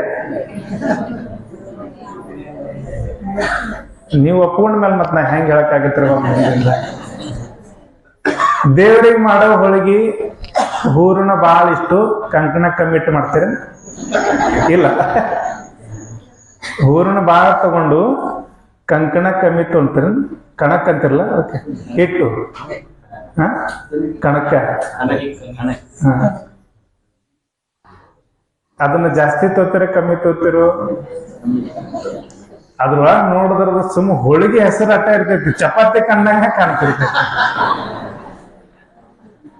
ಹೌದಿಲ್ಲ? ನಿಮ್ ಭಕ್ತಿ ಯಾಕಂದ್ರೆ ನಿಮ್ಗೆ ವಿಶ್ವಾಸ ಐತಿ ದೇವ್ರ ನಮಗ್ ಊಟ್ರ ಉಣ್ಣಂಗಿಲ್ಲ, ಅದನ್ನ ಪೂಜಾರಿಗೂ ಉಣ್ಣಾಕ್ ಬರಂಗಿಲ್ಲ, ದೇವ್ರಿಗಂತೂ ಉಣ್ಣಂಗಿಲ್ಲ ಅನ್ನೋದು ಗೊತ್ತೈತಿ. ಮತ್ತ ನಿಮಗ್ ಉಣ್ಣಾಕ್ ತಾಟ ದೊಡ್ಡ ಇರ್ತಾವ, ಅವು ಪ್ಲೇಟ್ ಇಟ್ಟ ಇರ್ತಾವ. ಯಾಕಂದ್ರೆ ದೇವ್ರ ಉಣ್ಣಂಗಿಲ್ಲ ಅನ್ನೋ ಸತ್ಯ ನಿಮ್ಗೆ ಗೊತ್ತೈತಲ್ಲ. ಆದ್ರ ನನ್ನ ಕರಿಕಾಳ ಚೋಳ ಮಹಾರಾಜ ಹಂಗಿದ್ದಿದ್ದಿಲ್ಲ. ಅವನ ಭಕ್ತಿ ಎಂತ ಅಂದಿತ್ತಂದ್ರ ಅವನು ಪ್ರತಿನಿತ್ಯ ಮೃಷ್ಟಾನ್ನ ಭೋಜನವನ್ನ ಮಾಡಿಕೊಂಡು ಹೋಗಿ ಸೋಮೇಶ್ವರದ ಲಿಂಗದ ಮುಂದೆ ಕುತ್ಕೊಂಡು ಹಿಂಗ ತುತ್ತು ಮಾಡಿ ಹಿಂಗಿಟ್ರ ಪ್ರಸಾದ. ಯಾರ ಲಿಂಗ ಎಷ್ಟು ಭಕ್ತಿ ಇದ್ರಬೇಕು. ಒಂದಿನ ಅಲ್ಲ, 2 ದಿನ ಅಲ್ಲ, ಹಿಂಗ 60 ವರ್ಷಗಳ ಕಾಲ ಸೋಮೇಶ್ವರ ಲಿಂಗಕ್ಕೆ ಉಣಿಸ್ತಿದ್ದಂತ. ನಿಮ್ದು ಭಕ್ತಿ ಹಂಗಿದ್ರೆ ನಾಳೆಗೆ ಹನುಮಂತ ಉಣ್ತಾನ. ಆದ್ರೆ ನಿಮ್ ಭಕ್ತಿ ಹೆಂಗಿರ್ಬೇಕಷ್ಟ, ಭಕ್ತಿ ಇರಬೇಕು. ಭಕ್ತಿ ಇಲ್ಲ ಅಂದ್ರೆ ದೇವರು ಭೇಟಿ ಆಗ್ತಿತ್ತು. ಸೋಮೇಶ್ವರ ಲಿಂಗ ಉಣಿಸ್ತಿದ್ದ ಮಹಾ ದೊಡ್ಡ ರಾಜ. ಇಷ್ಟು ದೊಡ್ಡ ರಾಜ ಇದ್ದಲ್ಲ. ಕರಿಕಾಳ ಚೋಳ ಮಹಾರಾಜ ಒಂದ್ ದಿನ ಹಿಂಗ ಮಲ್ಕೊಂಡಾಗ ವಿಚಾರ ಮಾಡ್ದ, ಸೋಮೇಶ್ವರ, ನನಗೆ ವಯಸ್ಸಾಯ್ತು, ನಾಳೆ ನಾವು ಹೋದ ಮ್ಯಾಲ ನಿನಗೆ ಯಾರು ಉಣಿಸ್ತಾರ ಅಂತ ತಿಳ್ಕೊಂಡು ಇಷ್ಟು ವಿಚಾರ ಮಾಡ್ದ. ಮುಂಜಾನೆ ಹೋದ, ಗುಡಿಯನ್ನ ತೆಗೆದಿದ್ರು, ಪೂಜೆ ಮಾಡಿದ್ರು. ಪೂಜಾರಿ ಹಿಂಗ ಕುಂತಿದ್ರು, ಮಂತ್ರ ಹೇಳ್ತಿದ್ರು, ಹರ ಹರ ನಮ್ಮ ಸೋಮಾಯ ಚ ರುದ್ರಾಯ ಚ. ಹಿಂಗ ಮಂತ್ರ ಹೇಳುವಂತ ಸಂದರ್ಭದ ಹೋಗ ಅಭಿಷೇಕ ಆಯ್ತು, ಪೂಜೆ ಆಯ್ತು, ಆರತಿ ಆಯ್ತು, ಮಹಾಮಂಗಳ ಇರತ್ತೆ. ಆದ್ಮೇಲೆ ಹಿಂಗ ತುತ್ತು ಮಾಡಿ ಉಣಸಕ್ ಹೋದ. ಆ ತುತ್ತನ್ನ ತಗೊಳ್ಳಿಲ್ಲ. ರಾಜ ಕೇಳ್ದ, ಪೂಜಾರಿ, ನಾ ಬರೋಕ್ಕಿಂತ ಮೊದಲ ಯಾರು ಬಂದಾರ? ಇಲ್ರಿ, ಯಾರು ಬಂದಿಲ್ಲ. ನೀವು ಬರುವವರೆಗೂ ದೇವಸ್ಥಾನದೊಳಗೆ ನಮ್ಮ ಮಹಾರಾಜ, ನಮ್ಮ ನೇತಾ ಅನ್ನುವಂತ ನೀವು ಬರುವವರೆಗೂ ಗುಡಿ ಒಳಗೆ ಯಾರೂ ಬಂದಿಲ್ಲ. ಮತ್ತ ಹಾಗಾದ್ರೆ ನೀವೇನಾದ್ರೂ ಲಿಂಗಕ್ಕೆ ಊಟ ಮಾಡುತ್ತೇನೆ? ಸೋಮೇಶ್ವರ ಊಟ ಮಾಡುತ್ತೇನೆ? ಇಲ್ರಿ ಮಹಾರಾಜ, ನೀವು ಮಾಡೋವರೆಗೂ ಲಿಂಗ ಊಟ ಮಾಡಂಗಿಲ್ಲ. ನೀವು ಮಾತ್ರ ಎಲ್ಲರಿಗೂ ಹೋಗಾಗ್ತದೆ. ಹಾಗೆ ಎಲ್ಲರಿಗೆ ಕೇಳ್ದ, ಮಾಡಿಲ್ಲ ಅಂತ. ಕೊನೆಗೆ ತನ್ನಲ್ಲಿರುವಂತ ಖಡ್ಗವನ್ನು ತೆಗೆದು ಹೀಗೆ ಶಿರಚ್ಛೇದನ ಮಾಡ್ಕೋಬೇಕಂತ ಸೋಮೇಶ್ವರ ಲಿಂಗದ ಮುಂದೆ ಹಿಡಿತಾನ. ಸೋಮೇಶ್ವರ, ಹೇ ಪರಮಾತ್ಮ ಭಗವಂತ, ನನ್ನನ್ನು ಹೊರತುಪಡಿಸಿ ನಿನ್ನೆಗೆ ಯಾರು ಊಟ ಮಾಡಿಸರು ಹೇಳು, ಇಲ್ಲಂದ್ರೆ ನನ್ನ ಕಡೆಯಿಂದ ಏನಾದ್ರೂ ತಪ್ಪಾಗಿದ್ರೆ ಅದನ್ನ ನೀನು ತಿಳಿಸಿ ಹೇಳು, ನೀನು ಯಾಕೆ ಉಣಲಾಗಿದ್ದೆ ಅಂತ ಕೇಳ್ತಾನ. ನಮಗ ಅಷ್ಟು ಟೈಮ್ ಬೇಕಲ್ಲ, ದೇವ್ರಿಗೆ ಉಣಸಕ್ ಟೈಮ್ ಬೇಕಲ್ಲ. ಯಾವುದೇ ಇಟ್ಟೇವ ನಾವು ತಗೊಂಡು ಎಲ್ಲಿ ಹಾಕಿದ್ರು ಇಲ್ಲಿ ಹೋಗುದು. ನೈವೇದ್ಯ ಹಾಕಿಲ್ಲ. ನೈವೇದ್ಯ ಅಂದ್ರೆ ಸಾಕ್ಷಾತ್ ಭಗವಂತನ ಪ್ರಸಾದಗಳು. ಬಹಳ ಭಕ್ತಿ ಇರ್ಬೇಕು ಅದಕ್ಕೆ. ಅಡಿಗೆ ಮಾಡ್ಬೇಕಾದ್ರ ಬಹಳ ಭಯ ಭಕ್ತಿಯಿಂದ ಮಾಡ್ಬೇಕು. ನಾವು ಸಣ್ಣವರಿದ್ದಾಗ ಅಮಾವಾಸ್ಯೆಗೊಮ್ಮೆ ಊಟ ಅಡಿಗೆ ಮಾಡ್ತಿದ್ರು, ಹೋಳಿಗೆ ಮೀಸಲ್ ನೀರ್ ಅಂತ ಇರ್ತಿದ್ರು ಅವ್ರು. ಈಗ ಯಾರು ತರಂಗಿಲ್ಲ. ಯಾಕಂದ್ರೆ ಎಲ್ಲರ ಮನೆಗೆ ನಲ್ಲಿ ಬಂದ್ಬಿಟ್ಟವಲ್ಲ. ಆದ್ರೆ ಹಿಡಿದು ಇಡ್ತೀರ ಅದನ್ನು ಮಾಡಂಗಿಲ್ಲ. ಮ್ಯಾಚ್ ಸಿಂಟ್ಯಾಕ್ಸ್ ಆಗ ಅದೋ ತಾನ ಅಡಿಗೆ ಮಾಡಕ್. ಭಯ ಭಕ್ತಿ, ಅದೊಂದು ಶ್ರದ್ಧೆಯನ್ನು ಮೂಡಿಸ್ತಿದ್ರು ನಮ್ಮೆಲ್ಲ ಹಿರಿಯರು. ಆ ನನ್ನ ಚೋಳ ಮಹಾರಾಜ ನೋಡ್ದ, ಆಯ್ತು ಅಂದ. ಇನ್ನು ನೀ ಹೇಳಿಲ್ಲ ಅಂದ್ರೆ ನನ್ನ ತೆಗೆದುಕೊಂಡು ಬಿಡ್ತೀನಿ ಅಂದ. ಅವಾಗ ಸೋಮೇಶ್ವರಲಿಂಗ ಪ್ರತ್ಯಕ್ಷ. ಕರಿಕಾಲ ಚೋರ ಮಹಾರಾಜ, ನಿನ್ನಂತ ಭಕ್ತ ನಾನು ಕಂಡಿದ್ದು ಧನ್ಯ ಧನ್ಯ ಅಂದ. ಯಾರು? ಸೋಮೇಶ್ವರಲಿಂಗ. ಆದರೆ ನಿನ್ನೆ ದಿನ ರಾತ್ರಿ ಮಲ್ಕೊಂಡೊಳಗ ನಿನ್ನಲ್ಲಿ ಒಂದು ಮಮಕಾರ ಬಂದಿತ್ತು. ಏನು ಅಂದ್ರ, ನಾನು ಹೋದ ಮೇಲ सोमेश्वरलिंग कौन देते तुझे पासून मी गेल्यानंतर त्याला जेवण करणे कोण देणार आहे, प्रसाद कोण वाटणार आहे त्याला. तो असा विचार करून झोपला. म्हणताना मी काय केलो, मादर हरळय्य म्हणून तुमच्या राज्यामध्ये गोडाची सेवा करणारे, गोडाला खायलासाठी चार आणणारी, चारा जे आणते त्याच्यावरती एक नायक म्हणून तुम्ही नेमलेला आहे, त्यांच्या घराला जाऊन मी आंबील पिऊन आलोय. मला आनंद झाला तुझ्या जेवण. ನಿನ್ನ ಅರಮನೆಯೊಳಗೆ ಕೆಲಸ ಮಾಡುವಂತ, ಕುದುರೆ ಮೇಲಿನ ಹುಲ್ಲು ತರುವಂತ ಒಬ್ಬ ನಾಯಕನಾಗಿರುವಂತಹ ಮಾದರ ಹರಳಯ್ಯನ ಮನೆಯೊಳಗ ಅಂಬಲಿ ಕುಡಿದು ಬಂದಿನಿ. ನನಗ ಹೊಟ್ಟೆ ತುಂಬ್ಯಾರ, ನನಗ ಆನಂದ ಆಗೈತ, ನೀನು ಊಟ ಬೇಡ ಅಂದ. ಎದಕ್ಕ? ಮಮಕಾರ. ನಾಳಿಂದ ಯಾರು ಇವ್ರಿಗೆ ಯಾರು ಅನ್ನೋದು ಮಮಕಾರ ಬಂತಲ್ಲ, ಅದು ನೋಡ್ದ. ಕೈ ಮುಗಿದ ರಾಜ ಕೈ ಮುಗಿದ. ಆಯ್ತು ತಗೋಪ್ಪ, ಶಾಣೆ ಇದೆ ಅಂದ. ಎಲ್ಲಿಗೆ ಹೊಂಟೆ ಬಿಟ್ಟ, ಅಲ್ಲಿಂದ ನಡೆದೇ ಬಿಟ್ಟ. ಎಲ್ಲಿಗೆ ಹೊಂಟಿದಂತ ಸೋಮೇಶ್ವರಲಿಂಗ ಕೇಳ್ದ. ನಾ ಇಷ್ಟು ದೊಡ್ಡ ಬಂಗಾರದ ಗೋಪುರ ಹಾಕಿ ಇಷ್ಟು ದೊಡ್ಡ ಗುಡಿ ಒಳಗ ಪೂಜಾ ಮಾಡಕತ್ತರ, ನೀ ಅವನ ಮನೆಗೆ ಹೋಗಿದ್ದೆ ಅಂದ್ರ ನಿನಕಿತ ದೊಡ್ಡ ಅವ ಅದನ, ಅವನ ಕಡೆ ಹೊಂಟಿನ ಅಂದ್ರು. ಯಾರ ಕಡೆ? ಹರಳಯ್ಯನ ಕಡೆ ಹೋದ. ಹರಳಯ್ಯನ ಕಡೆ ಹೋದ. ಇದ್ದಕ್ಕಿದ್ದಂಗ ರಾಜ ಗಲ್ಲಿ ಒಳಗ್ ಬರೋದಂದ್ರ, ಈಗ ನಮ್ಮ ಊರಿಗೆ ಸಾದಾ ಮಿನಿಸ್ಟರ್ ಬರ್ತಾರಂದ್ರ ನಮ್ ಎಷ್ಟು ಓಡಾಡ್ತಾರ ಯಪ್ಪ ಶಿವ. ಮಿನಿಸ್ಟರ್ ಬರ್ತಾರಂದ್ರ ಊರಾಗ ಹೆಂಗಿರ್ತೈತಿ, ಒಬ್ರು ಕೂಡಂಗಿಲ್ಲ, ಕುಂತಲ್ಲಿ ಕುಂದ್ರಂಗಿಲ್ಲ, ನಿಂತಂದ್ರೆ ನಿಂದ್ರಂಗಿಲ್ಲ ಅಂತ ಒಂದು ಹಾಡು ಬಂದಿರ್ತದೆ ಕನ್ನಡದಾಗ. ಒಬ್ರು ಕೂಡಂಗಿಲ್ಲ, ಓಡಾಡಿದೆ. ಯಾಕ? ಈಗಿನ ರಾಜ ಯಾರ್ರಿ? ಮಂತ್ರಿಗಳು, ಮುಖ್ಯಮಂತ್ರಿಗಳು. ಆ ರಾಜಕ್ಕಿಂತ ಅವ್ರ ಕೈಗಿರ್ತಲ್ಲ, ಅವ್ರದ ಬಾಳ ದರ್ಬಾರ್ ಇರ್ತೈತಿ. ಇವರೆಲ್ಲ ಒಬ್ಬ ಸಾಮಾನ್ಯ ಪ್ರಜಾದರಿರುವಂತ ರಾಜ ಮುಖ್ಯಮಂತ್ರಿ ಬರ್ತಾನಂದ್ರ ಓಡಾಡ್ತಿರ್ತಾರೆ. ಮಂದಿ ಹೊಡಿತ ಹೋ ಅಂತ ಗಾಡಿ ಹಾಕಿದ್ರೆ. ಹಂಗ ಸಾಮಾನ್ಯ ಹಳ್ಳಿ ಒಳಗ, ಒಂದು ಗಲ್ಲಿ ಒಳಗ ಇಡೀ ರಾಜ್ಯದ ರಾಜ ಕರಿಕಳ ಚೋರ ಮಹಾರಾಜ ಹೊಂಟಾನ. ಎದಕ್ ಹೊಂಟಾನ ಅಂತ ಎಲ್ಲರೂ ಗಾಬರಿ ಆಗ್ತಾರ. ಅವನು ಇಂಥವ್ರ ಮನೆಗೆ ಹೊಂಟಾನ. ಮಾದರ ಹರಳಯ್ಯನ ಮನೆಗೆ ಬಂದು ಉದ್ದಕ್ಕೆ ನಮಸ್ಕಾರ ಮಾಡ್ತ. ರಾಜ ಸಾಮಾನ್ಯ ಕೆಲಸದಿರುವಂತ ಹರಳಯ್ಯಗೆ ನಮಸ್ಕಾರ ಮಾಡ್ತಕ್ಕ. ಹರಳಯ್ಯ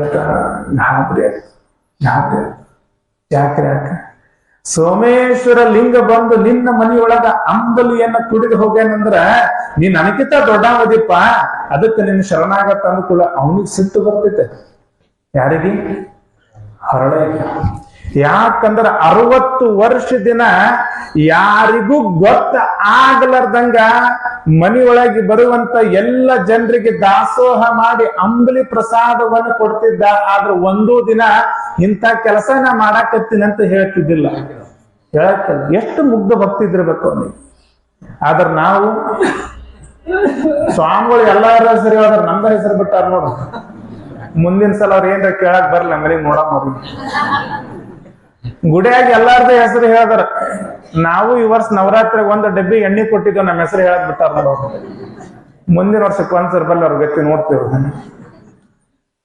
ನಾವು ಒಂದು ಹೆಸರು ಹೇಳಿಲ್ಲ ಅಂತ ತ್ರಾಸ ಮಾಡ್ಕೋತೀವಿ. 60 ವರ್ಷ ಮಾಡಿ ಕೊನೆಗೆ ಸಾಕ್ಷಾತ್ ಸೋಮೇಶ್ವರಲಿಂಗ ಹೇಳ್ತಾನಂತ, ನಾನು ಇನ್ನೊಂದ್ ಸ್ವಲ್ಪ ಕುಡಿಬೇಕಂತ ಮಾಡಿದೆ, ಅಂಬಲಿ ಕುಡಿಬೇಕಂತ ಆಸೆ ಇತ್ತು, ಆದ್ರ ನನ್ನ ಬಳಿ ಕೊಡಕ್ ಏನು ಇದ್ದಿದ್ದಿಲ್ಲ ಅಂತ.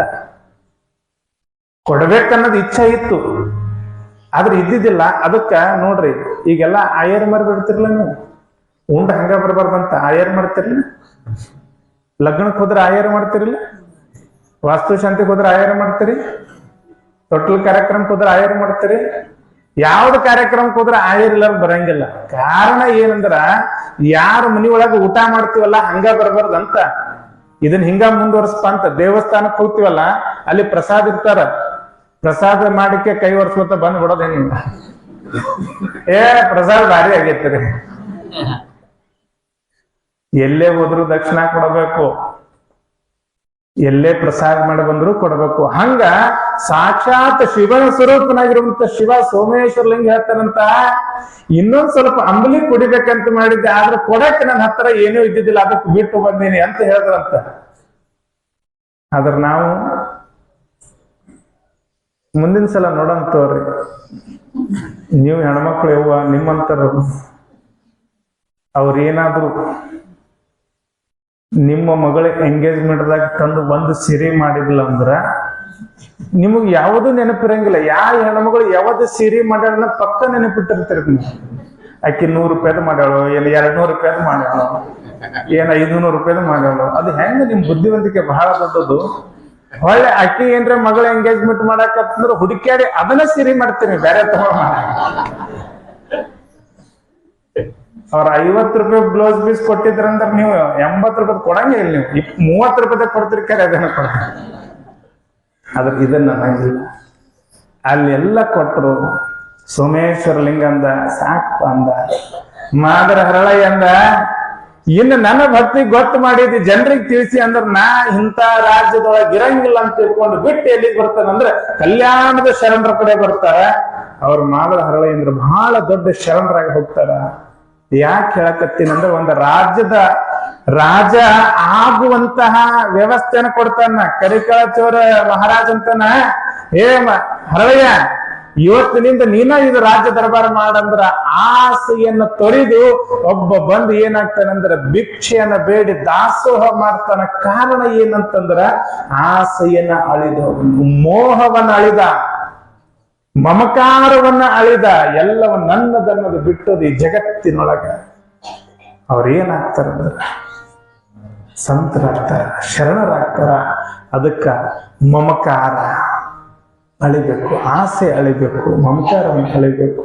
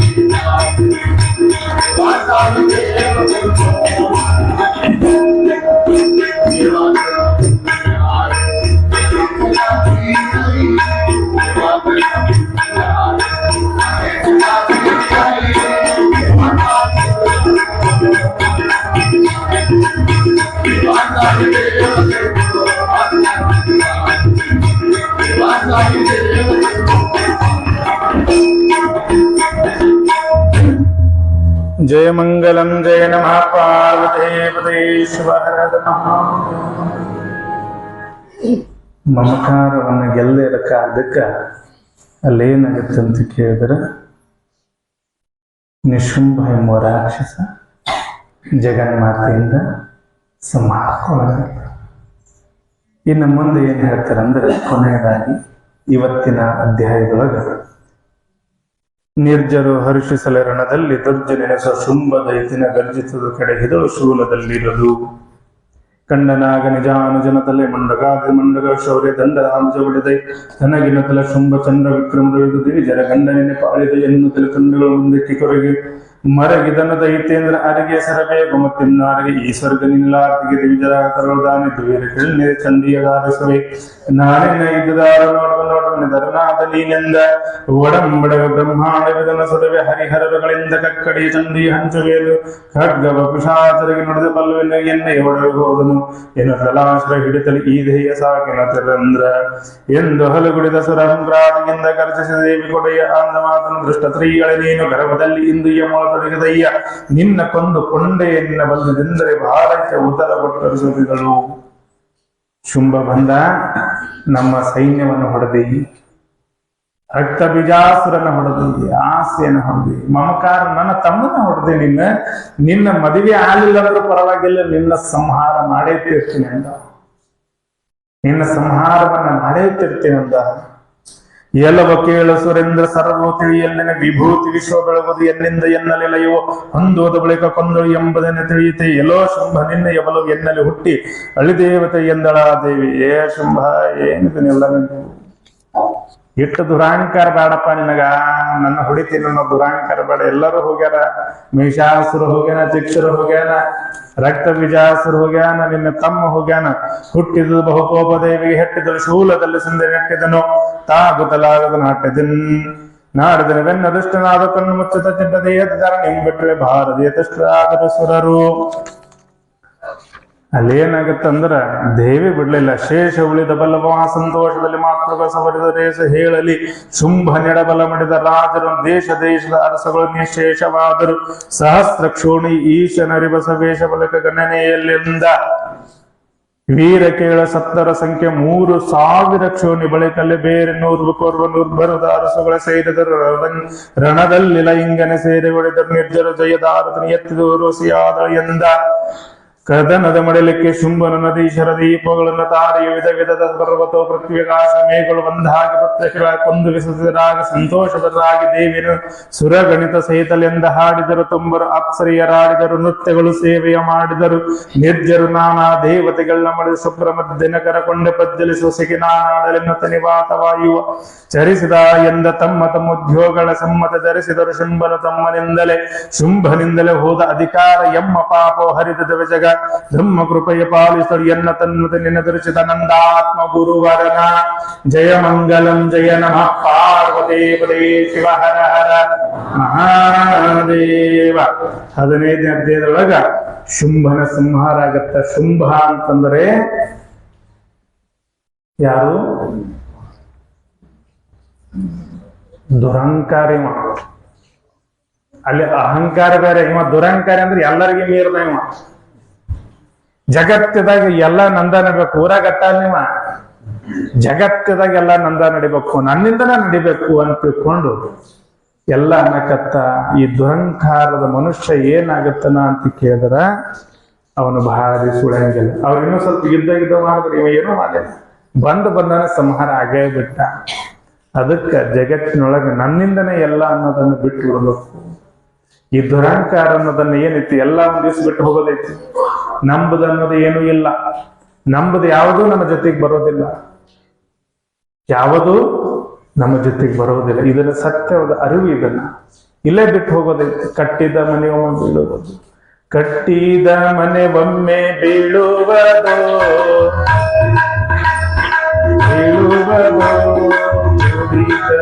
ಒಮ್ಮೆ ಅಗಲುವುದು, ಹುಟ್ಟಿದ ಹುಳವೊಮ್ಮೆ ಸಾಯುವುದು. ಕಟ್ಟಿದ ಮನೆ ಬೀಳೋದಲ್ಲ, ಕಟ್ಟಿದ ಮನೆ ಬೀಳುತ್ತದ ಅಂದ್ಮೇಲ, ಕೂಡಿದರ ಒಂದ್ ದಿವ್ಸ ಅಗಲತ್ತೀವ ಅಂದ್ಮೇಲ, ಹುಟ್ಟಿದ್ದ ಹುಳವೊಮ್ಮೆ ಸಾಯುತ್ತಿದ ಅಂದ್ಮೇಲ, ಯಾಕೆ ಇದಕ್ಕಿಷ್ಟೊಂದು ದುರಹಂಕಾರ? ಯಾಕೆ ಇದಕ್ಕಿಷ್ಟು ದುರಹಂಕಾರ?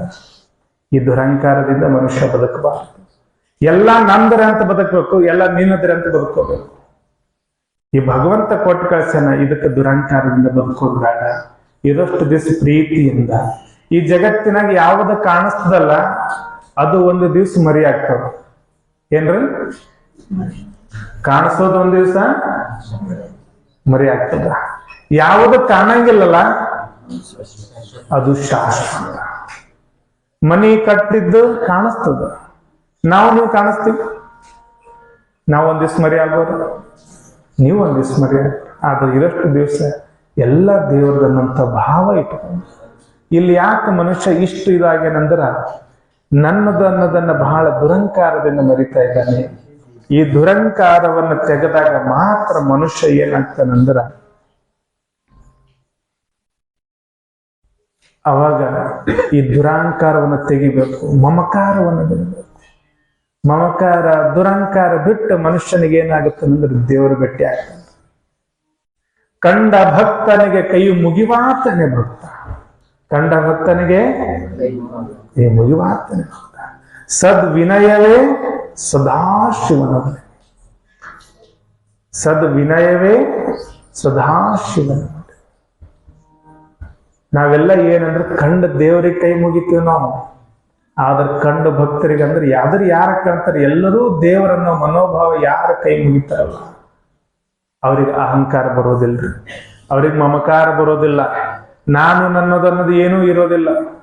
ಎಷ್ಟೋ ಮಂದಿ ಬಹಳ ಇದ್ರೊಳಗೆ ಮಮಕಾರದಾಗ ಅಂತಾರೆ. ಅದಕ್ಕೆ ನಿಜಗಣ ಸೇವೆಗಳು ಹೇಳ್ತಾರ, ಆವ ಕಾಲದೊಳು ಬಳಿಕಾವ ದೇಶದೊಳು ಬೇರಾವ ವಸ್ತುವಿನಳು ಬೇರಾವ ಬಲ್ಲುವುದೇ ಅತಿ ಮಮತೆ.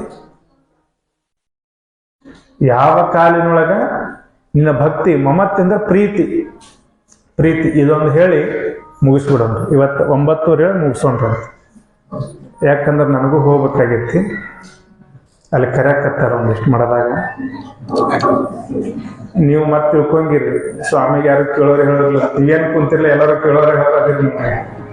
ಮತ್ತೆ ಸ್ವಾಮಿಗಳಿಗೆ ಯಾರು ಹೇಳೋರಿಲ್ಲ ಅಂತ ನೀವು ತಿಳ್ಕೊಂಡ್ರೆ ತಪ್ಪದು. ಅದಾರ ನಮ್ಗೆ ಎಲ್ಲ ಭಕ್ತರು ನೀವೆಲ್ಲ ಏನದಿರಲ್ಲ, ನೀವ ನಮ್ಗೆ ಕೇಳೋರು ಹೇಳೋದು. ನಿಮಗೆ ಟೈಮ್ ಐತೆ ಅಂದ್ರೆ ನಮಗೂ ಟೈಮ್ ಆಗ್ತೈತಿ. ನೀವಿನ್ನ ಮುಂದೆ ಚಂತಕ್ಕೆ ಒಂದಿಟ್ಟು ರೆಸ್ಟ್ ಇರ್ತೈತಿ. ಇವೆಲ್ಲ ಭಾಳ ಮಂದಿ ತೆಲಾಗ ಏನೈತಿ ಅಂದ್ರೆ ಸ್ವಾಮಿಗಳು ಭಾಳ ಆರಾಮ ಐತ್ರಿ ಅಂತ ತಿಳ್ಕೊಂಡ್ರು. AC ಗಾಡಿ, AC ರೂಮ್, ಇದು ಮ್ಯಾಗ ಭಗವ ಒಳಗೆಲ್ಲ ಮ್ಯಾಗೆಲ್ಲ ಜಗ ಐತಿದ, ನೋಡಕ್ ಮಸ್ತ್ ಐತಿದ. ಒಳಗೆಲ್ಲ ಭಗಭಗನ ಐತಿ, ಕುಂತ ಕೂಡಾಕ್ ಬರಂಗಿಲ್ಲ, ತಿನ್ನಾಕ್ ಬರಂಗಿಲ್ಲ, ದೊಡ್ಡ ಕಷ್ಟ ಐತಿ. ಒಂದ್ಸಲ ಬಂದ್ ಬೇಕಿದ್ರೆ ಕೂಡ್ರಿ ನೋಡ್ರಿ ಗೊತ್ತಾಗತ್ತೆ. ಸ್ವಾಮಿಗಳದೇನ್ರಿ ಭಾಳ ಆರಾಮ, ದಿನ ಒಂದು ಊರು ತಿರ್ಗಾಡ್ಕೊ ಹೋಗ್ತಾರ ಅಂತಿರ್ತಾರ. ಬಹಳ ಮಂದಿಗೆ ಅನ್ಸೈತಿ ಅದ ಆರಾಮಿಲ್ಲ ಸ್ವಾಮಿಗಳಿಗೆ ಇದ್ದತ್ತು ಕಷ್ಟ ಯಾರಿಗಿಲ್ಲ. ಎಲ್ಲಾ ಭಕ್ತರ ಸಲುವಾಗಿ ಮಾಡ್ಬೇಕಲ್ಲ. 9 ದಿವಸ ಉಪವಾಸ ಮಾಡ್ಬೇಕು, ಪೂಜಾ ಮಾಡ್ಬೇಕು, ಜಪ ಮಾಡ್ಬೇಕು, ತಪ ಮಾಡ್ಬೇಕು. ನಿಮ್ದೆಲ್ಲ ತಾಪ್ ಕಳಿಬೇಕಂದ್ರೆ ಇದನ್ನೆಲ್ಲ ಮಾಡ್ಬೇಕು. ಅದಕ್ಕ ಸ್ವಾಮಿಗಳು ಆರಾಮ ಅಂತ ತಿಳ್ಕೊಬೇಡ್ರಿ. ನೀವೆಟ್ಟು ಆರಾಮ, ನಿಮ್ಗೆಟ್ಟು ಕೆಲಸ ಅದಲ್ಲ, ನಮಗೂ ಅಟ್ಟ ಕೆಲಸ ಅದ. ನಿಮ್ಗಿಂತ ಒಂದು ಹೆಚ್ಚಂದ್ರು ನಡಿಬಹುದು. ಆ ಕಾಲದೊಳ ಬಳಿಕಾವ ದೇಶದೊಳು ಬೇರಾವ ವಸ್ತುವಿನೊಳು ಬೇರಾಗ ಒಲವುದೇ ಅತಿ ಮಮತೆ. ಈ ಪ್ರೀತಿ ಮಮಕಾರ ಅನ್ನೋದೈತಲ್ಲ, ಸಣ್ಣ ಮಕ್ಕಳಿಗೆ ಕೇಳ್ರಿ. ಸಣ್ಣ ಮಗು ಇರ್ತೈತಲ್ಲ, ತಮ್ಮನ ಯಾರಿಗೆ ಪ್ರೀತಿ ಮಾಡ್ತು? ಯಾರಿಗೆ ಪ್ರೀತಿ ಮಾಡ್ತಿ? ಹೊಟ್ಟೆ ಹೇಳ್ತಾರ, ಬಾಯಿ ಬಿಡಲ್ಲ. ಸಣ್ಣ ಹುಡುಗಿ ಸೋಳು ಹೇಳ್ಬಿಡ್ ನಿಂದ್ರ ಬರ್ತೀನಿ ಅಲ್ಲೇ ನೋಡ್ರಿ. ಸಣ್ಣ ಹುಡುಗಿ ಕೇಳ್ರಿ, ಯಾರನ್ನ ಪ್ರೀತಿ ಮಾಡ್ತೀವಪ್ಪ? ನಮ್ಮ ಮಮ್ಮಿ ಅಂದ್ರೆ ಬಹಳ ಪ್ರೀತಿ. ನಮ್ಮ ಮಮ್ಮಿ ಅಂದ್ರೆ ಬಹಳ ಪ್ರೀತಿ, ಅಪ್ಪ ಅಂದ್ರೆ ನಂಗೆ ಪ್ರೀತಿ. ಅದ ಹುಡುಗ ಸ್ವಲ್ಪ ವಯಸ್ಸಾಗ್ಲಿ, ಒಂದಿಟ್ಟು ದೊಡ್ಡವನಾಗ್ಲಿ, ಮದುವೆ ಆದ್ಮೇಲೆ ಕೇಳ್ಬೇಕು, ನೀ ತಮ್ಮ ಯಾರ ಮೇಲೆ ಪ್ರೀತಿ?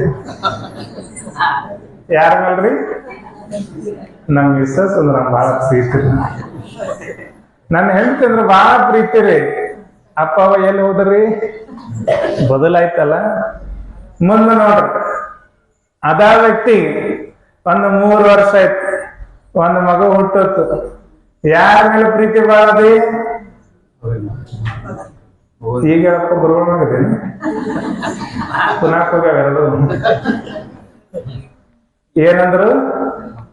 ಮಕ್ಕಳ. ಅದರ ಶಾಶ್ವತ ಐತೇನು ಮುಂದ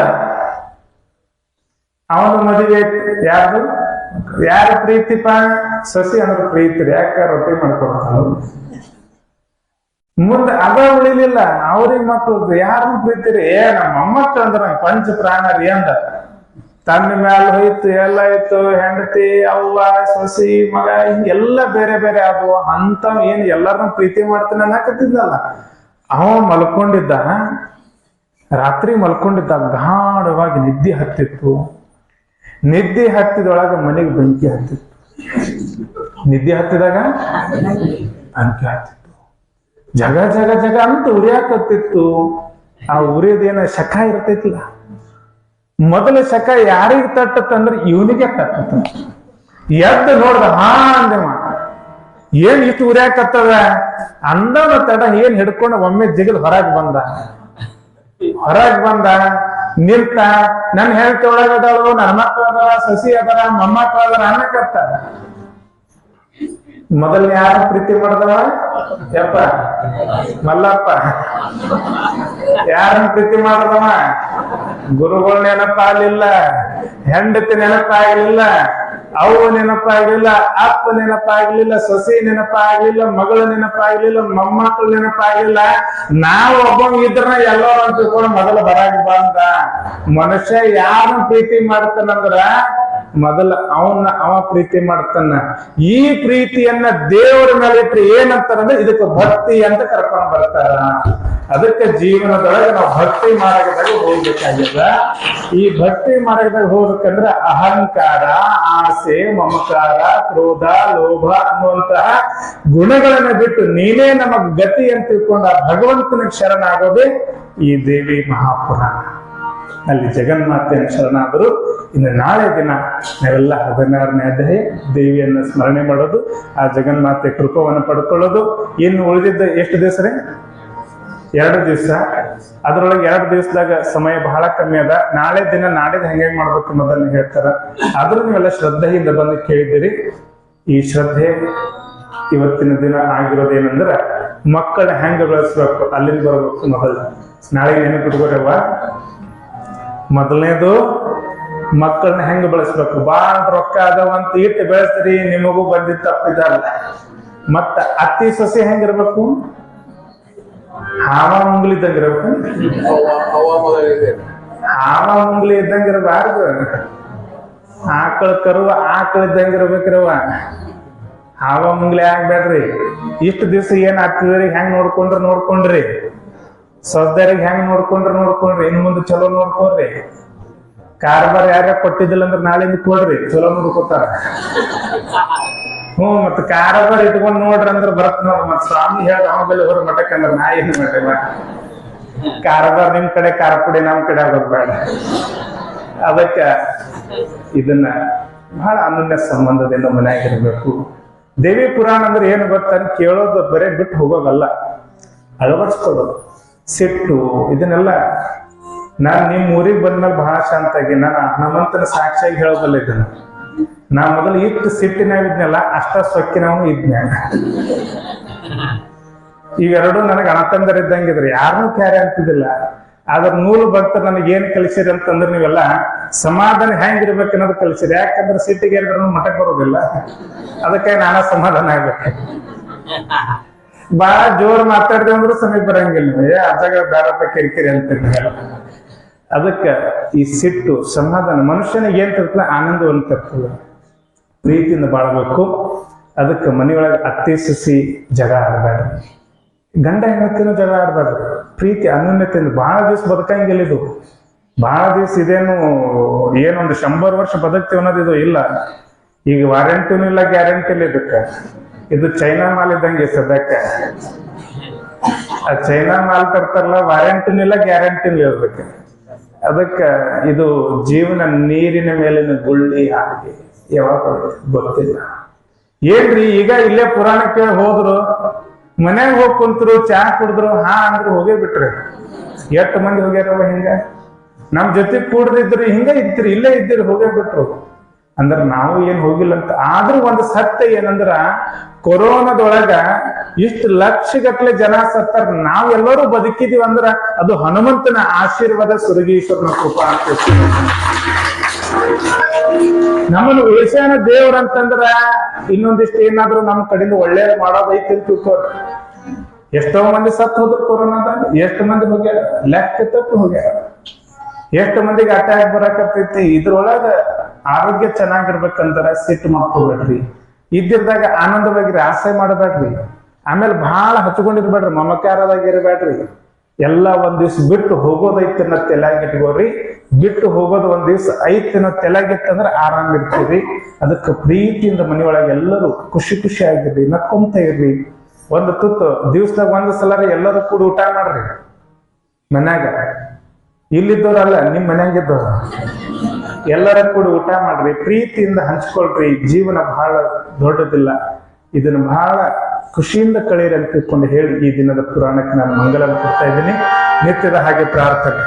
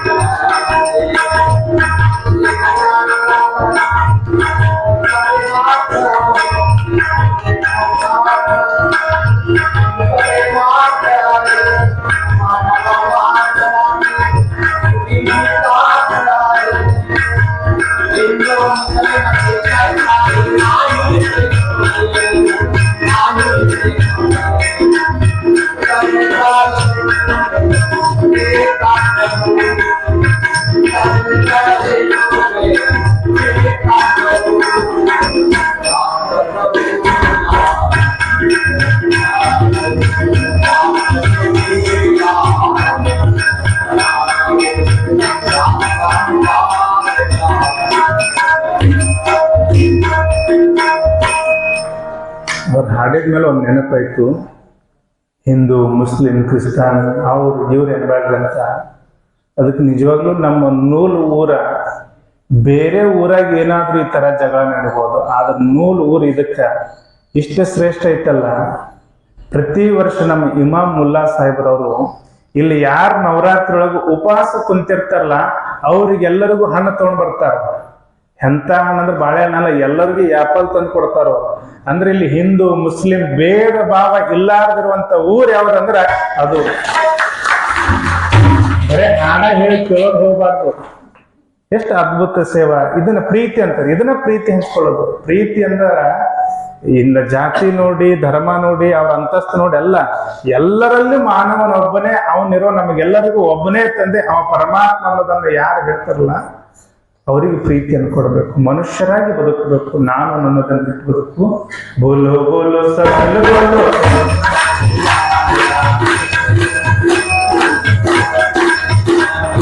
ಓಂ ನಮಃ ಶಿವಾಯ, ಓಂ ನಮಃ ಶಿವಾಯ, ಓಂ ನಮಃ ಶಿವಾಯ, ಓಂ ನಮಃ ಶಿವಾಯ. ಸತ್ಯ ಸ್ವರೂಪೇ ನಮಃ ಶಿವಾಯ, ನಿತ್ಯ ಸ್ವರೂಪೇ ನಮಃ ಶಿವಾಯ, ನಮಃ ಶಿವಾಯ, ನಮಃ ಶಿವಾಯ, ಓಂ ನಮಃ ಶಿವಾಯ. ಗಂಗಾಧಾರಿ ನಮಃ ಶಿವಾಯ, ಗೌರಿಗಾರಿ ನಮಃ ಶಿವಾಯ, ಗಂಗಾಧಾರಿ ನಮಃ ಶಿವಾಯ, ಗೌರಿಗಾರಿ ನಮಃ ಶಿವಾಯ, ನಮಃ ಶಿವಾಯ, ನಮಃ ಶಿವಾಯ, ಓಂ ನಮಃ ಶಿವಾಯ. बोलो बोलो सब दिल बोलो ओम नमः शिवाय। ओम नमः शिवाय ओम नमः शिवाय जय मंगलम जय नमः हर हर वायुपुत्र हनुमान की भद्रकाली माता की अम्बा भवानी माता की जगदीश्वरी माता की योगीश्वर भगवान की श्री गुरु चंद्रशेखर शिवाचार्य महाराज की श्री अवधूत चिंतन श्री चिदानंद महाराज की जय मंगलम जय नमः पार्वती